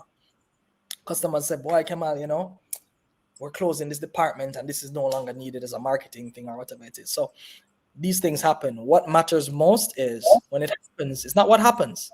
It's what happens next. That's a Kemal Brown quotable. I've been giving a lot of Kemal Brown quotable. Make sure if you're tweeting, when I'm saying dash Kemal Brown, it's my quotes, unless I say the person's name, which I've done as well because I like giving credit. But yeah, it's not what happens. It's what happens next. Because bad things are going to happen. But bad things don't happen to tough people. Just things happen. And tough people push through. And that's what it really comes down to. I have not met the circumstance that can mash me up. No, I've been temporarily disabled, right? But when I get mashed up, I get back up the next day and I'm like, let's do it. Let's get it. Let's make this happen. All right. And that's what it's all about. I will not stop. I am the Terminator. All right. But a good one. I build, I don't destroy. And that's what it's all about, man. The grit. I tell you, you're going to have fun in the interview, man. I told you. Yeah. It definitely has been fun. I think that you've answered. There was another question. I think you've completely answered it. So I want to thank you so much, Kemal. I think that when I thought, so I asked you a couple of times for an interview, but I never did what I needed to do for us to get it done. And when I thought about just some of the value that you have to share with others, just in terms of your mindset, I think that's probably what stands out to me the most. There's just this mindset that you have, and I was gonna say probably the highest amount of belief in oneself that I've seen in terms of anyone. Respect. And it's not a bad thing, right? It's Oh it's no, of course something not. It keeps me going. So I said to Renee when I was talking to her about preparing for the interview, I was like, in my researching Kemal, I noticed that what he's done where, because I think everybody goes through this phase of trying to read books to self-help, self-improvement, etc. And I said what I noticed with Kemal in all of the interviews that I've watched, you not only went through those steps of learning from others, but you're actually actively implementing what you're learning. Oh yeah. So a lot of people, I think, will consume information and it's there, but they're not applying it. Applied knowledge is what actually makes a difference. Applied knowledge is wisdom. Funny enough, you said that. A friend of mine, good friend, high-level executive in Jamaica, right? Like young guy, killing it in his field. He said to me one day, he said, Kemal, what I realize about you and what sets you apart, you don't hesitate. I have problems finishing books because I stop and start doing what they tell me to do. All right? I immediately just stop and start moving on it. And something that I tell people is that the gap between impetus and action is killing a lot of people's success. You hear some good advice. I got to process it. Okay, you sit on that process. I'm on it. I've already won the game. If you do that in real estate, you lose the deal. Process the deal. Before we're coming on this interview, I was in the midst of leaving Chilitos with my team. I got a call from a realtor. Kemal, something come on the market. Are you interested? I said, WhatsApp me. The L.E.A.R.N, the picture. I'm driving in traffic. Don't do this. I'm not encouraging driving and looking at your phone. But I'm driving and they send me the L.E.A.R.N. And I said, send it to I just bought 2 commercial properties. I said, send me the comparison to the lot size using L.E.A.R.N and send it to my phone. She sent it. I'm WhatsApping in traffic. I sent it to my architect. I said, hey, what can I do on this? He said, yeah, come on. This how much square foot we can get. Boom, boom, boom. You can lease some, keep the top floor. Boom. I was like, say less. I messaged back the person before we get here. Yo, put in an offer, send me the forms. Don't tell nobody else about the deal. So said, so done. Some people that say, I've thought of this, I've thought of that. A week later, I've already bought it. So urgency is a real thing. Patrick David speaks about it. Urgency. And you're completely right. Executing is the most important thing. Execution. No, that don't mean you must execute in the wrong direction, but you have to execute.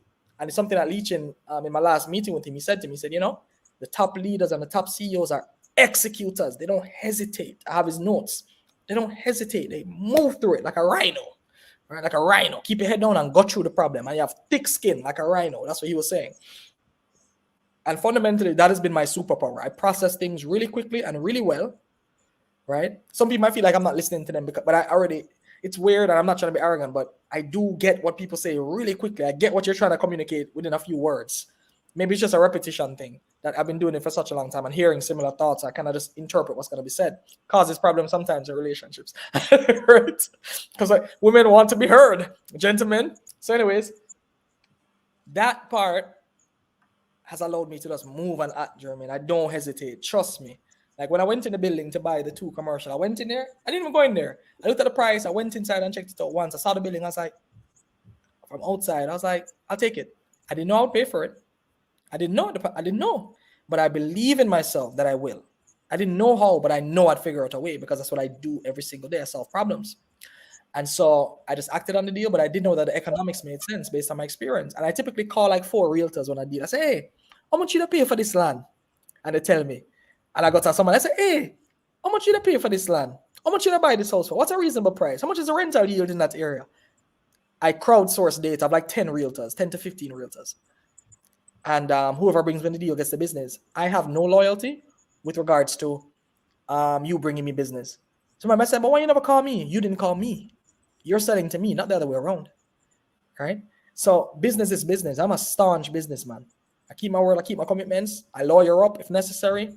Because believe me, if you haven't been sued, you're not doing well. If nobody ain't sued you yet or have a dispute, you're not doing that well. In the service industry, right? It's a different thing, right? If nobody don't come with a problem, you ain't doing that well. If you're not suing nobody yet, wait till you get there, man. You'll get there. Because right now, the largest companies are always in court. Why? Because sometimes disputes can't be settled with the 2 parties. Egos get into play. Learn to love reality. That's my takeaway, and that's my final word. Accept reality. You're not bad because you have a dispute. If you can resolve it amicably, great. But if you can't, do what you got to do.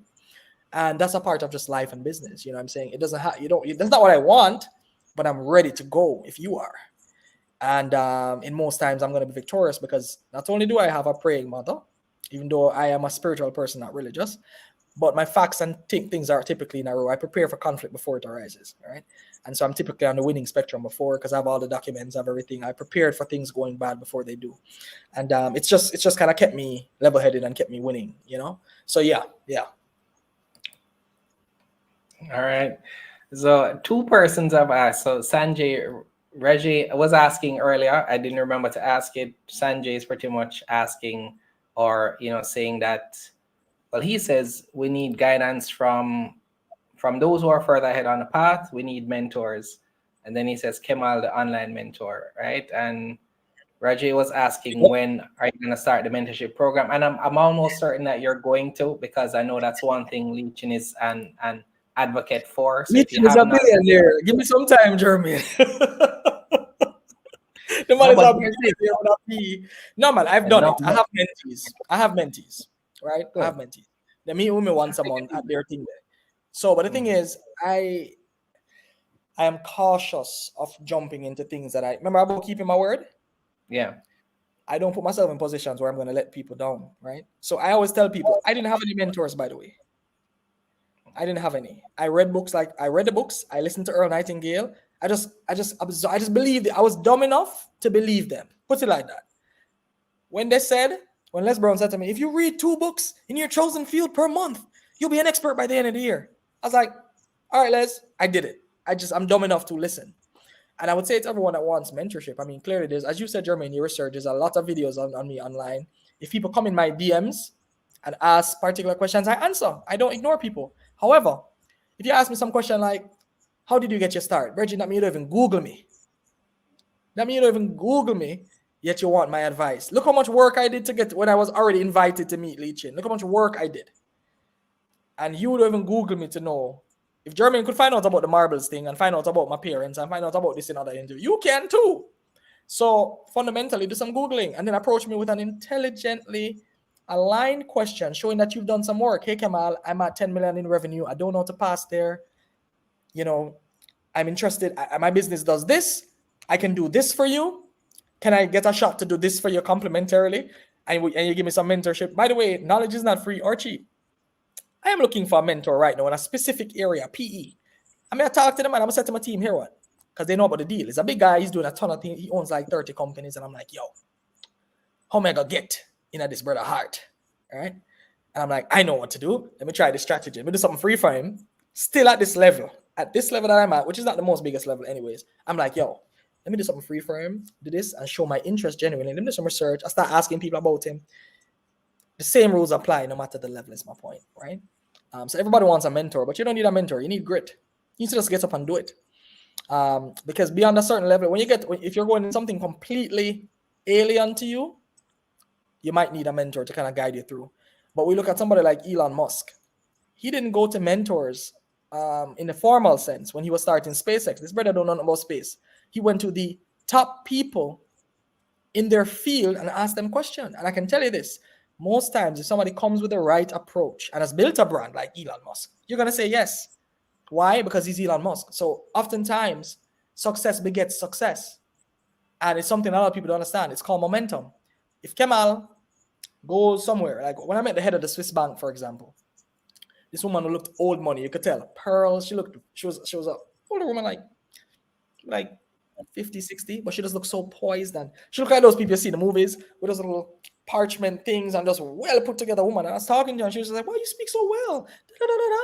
Your gifts will create room for you." And we connected. I don't even know where our business card is or wherever it is. I have it somewhere. But my point is, when you go out, you are the brand. And the brand that you represent makes people want to help you. So for example, Legacy Clothing, as I said, one of my little younger heads, cool guy, gave me some merch. He's like, "Kemal, here's some merch. Wear it. I just love your stuff. I love the inspiration." Now, if him DM me, him get answers. I'm not saying you can send me merch and I'll do that. But I like that he started his business. I like that he said, "Kemal, I'm going to be at a pop-up shop." And I tried to get this thing at the time because I like supporting people. I'm going to be at a pop-up shop. I'm going to be here. I'm doing this. I'm doing things. I'm coming up with a new line. I'm doing things because nobody wants to come in I don't want people coming in my DMs like, "Hey, I have an idea." So Who cares? Everybody has ideas. Why are you asking me about your idea? Do something, fail. Tell me that you failed. Tell me that you tried. Do something before you come and try and waste my time, which is what it is. Don't ask for advice until you're ready for it. When the student is ready, the master will appear. And that's just real. You know? I remember this story, and this is it's just one of those things, right? I keep thinking of closing out the interview, and then we keep finding reasons to keep talking. So that's My fine. bill will start 30 minutes ago. Trust me, I'm like, is Kemal going to bill me for this interview? But I reached out to someone once for mentorship, and I reached out to them, and they sent me a list of things to do before we can start mentorship. And at first, I was offended. I was like, why do I need to audition to be a mentee? Yeah. Years later, I realized, you know what? This person is saying that my time is valuable. Time is valuable. If you really want mentorship from me, at minimum, you want to show that you value my time as well. Yeah. So if you put in the work to get to this level, then we can have a meaningful conversation, because there's information out there that you can consume at your own leisure, and then you come. Because the person was like, there's no time frame. Just once you've done these things, then we can talk. Mm-hmm. And I thought that's a good model, actually, right? Because it's real. People love to waste your time in a job. Yes. People love it, you know. Virgin, Yes. they will call you up. Oh, yo, and this is, I'm not, listen, but let me be clear, I'm not belittling anyone, but people love waste your time because they are not at the level yet that they understand, like, oh crap, time is valuable. Time is a function of life. Oh my God, they don't know that yet. And so, for example, somebody called me today. Because I'm flying to Turkey, I'm going through Germany, and you know, all that stuff. I booked the tickets. Person called me. Yes, Mr. Brown, we're calling to confirm you. I'm like, listen, I'm in a meeting. I can't talk right now. Hang on. He's rude. I'm sure the person. What, Bridget? I buy the ticket already. What are you calling me about? If it was important, send an email just in the same fashion. Like, many people don't understand. Like, for example, one of my team members call me sometimes. Hey, Kemal. I'm like, what is this about? I need some support on. I'm like, we have a support channel. Ask the support channel. Later we'll talk. Bye. This doesn't need me. You need me for big problems. If there's a smaller problem, there's a senior in the department, there's a lead. Ask the creative lead. I don't know. It's not me looking for any. I think it's me, but it's not me looking for it. You think it's me. But you have to safeguard your time. No is the most powerful thing. I have a problem with no sometimes. Especially internally, because I really do want to help my people. I'm hard on my people, but it's coming from a place of wanting them to realize their potential. It's not coming from a place of just being a hard ass, right? But I do realize that, you know, pressure is what makes diamonds, right? Coal, just sit down in coal, remains coal. Pressure creates diamonds. And I think digital and my group is a perfect pressure box for those people that want to be diamonds. I only want diamonds around me. I want people that reflect me back at them. I don't want people that lazy. I hate people that say that I'm comfortable. When I ask people, what are your goals? I just want to be comfortable. Oh God, you can't work with me. You know, comfort. What does that mean? What does that mean? You want to be comfortable. Don't you want greatness? I always say in my talks, how many people, if I give you $1 billion right now, you take it? Everybody's hand go up, of course. Of course, the people, some of them are cynical. I don't want $1 billion. It will corrupt me. No, money doesn't corrupt. It reveals. But anyways, want $1 billion. But if I say, how many are going to work for it?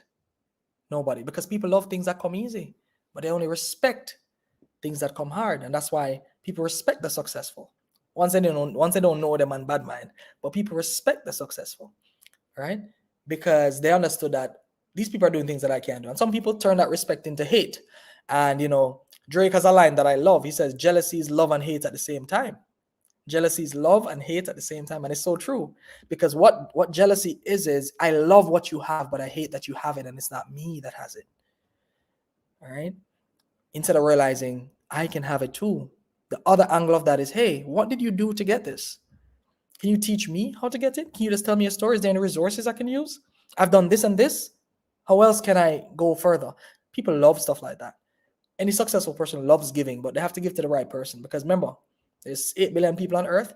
Everybody wants to be successful, but many people don't want to work to be successful. Wants and actions are two distinct things, you know, and that's just the reality of life. I just posted in the chat that we're definitely going to wrap up, and I think that's a perfect way to do it. I do appreciate this interview, Kemal. Appreciate just everything that you shared. Thank you so much for the time. All the best. I know that we'll be speaking again very soon. For those who are asking for timelines, we'll be speaking sooner than you think, right? I don't know anything. I don't know what you're really talking about to the studio audience. But I look forward to that day because, and I had the same conversation with Rory from Seven Crave, and he said it. He's like, and I know you don't like private companies because you don't get to see the numbers before, Yeah. you know. But just from what I've pieced together, from what I've seen, I think that your company is going to be interesting when it comes to the market. You just kind of see how the story that's being told. Yeah. And just looking forward to seeing that next step for you. And I do appreciate this. I think what we'll do is just kind of slice up some of the nuggets that you've shared and release as individual videos. I think persons will find that meaningful. And yeah, send it to me so I can repost as well. Okay, cool. So for anyone with questions for Kemal, post them in the comments under the video. And what I'll probably do is after they've gotten to a certain point, I'll send them and we'll probably do like a Q&A or something with you. Cool. And you can also just follow me on social media, on LinkedIn. I am around. Follow me on Twitter. I lurk on Twitter. I just use it for news and threads. Instagram, by the way, I don't really talk about business on my stuff. You ever catch me in this? I used to. But my Instagram now is like me driving in my car listening to rap music, to be honest with you.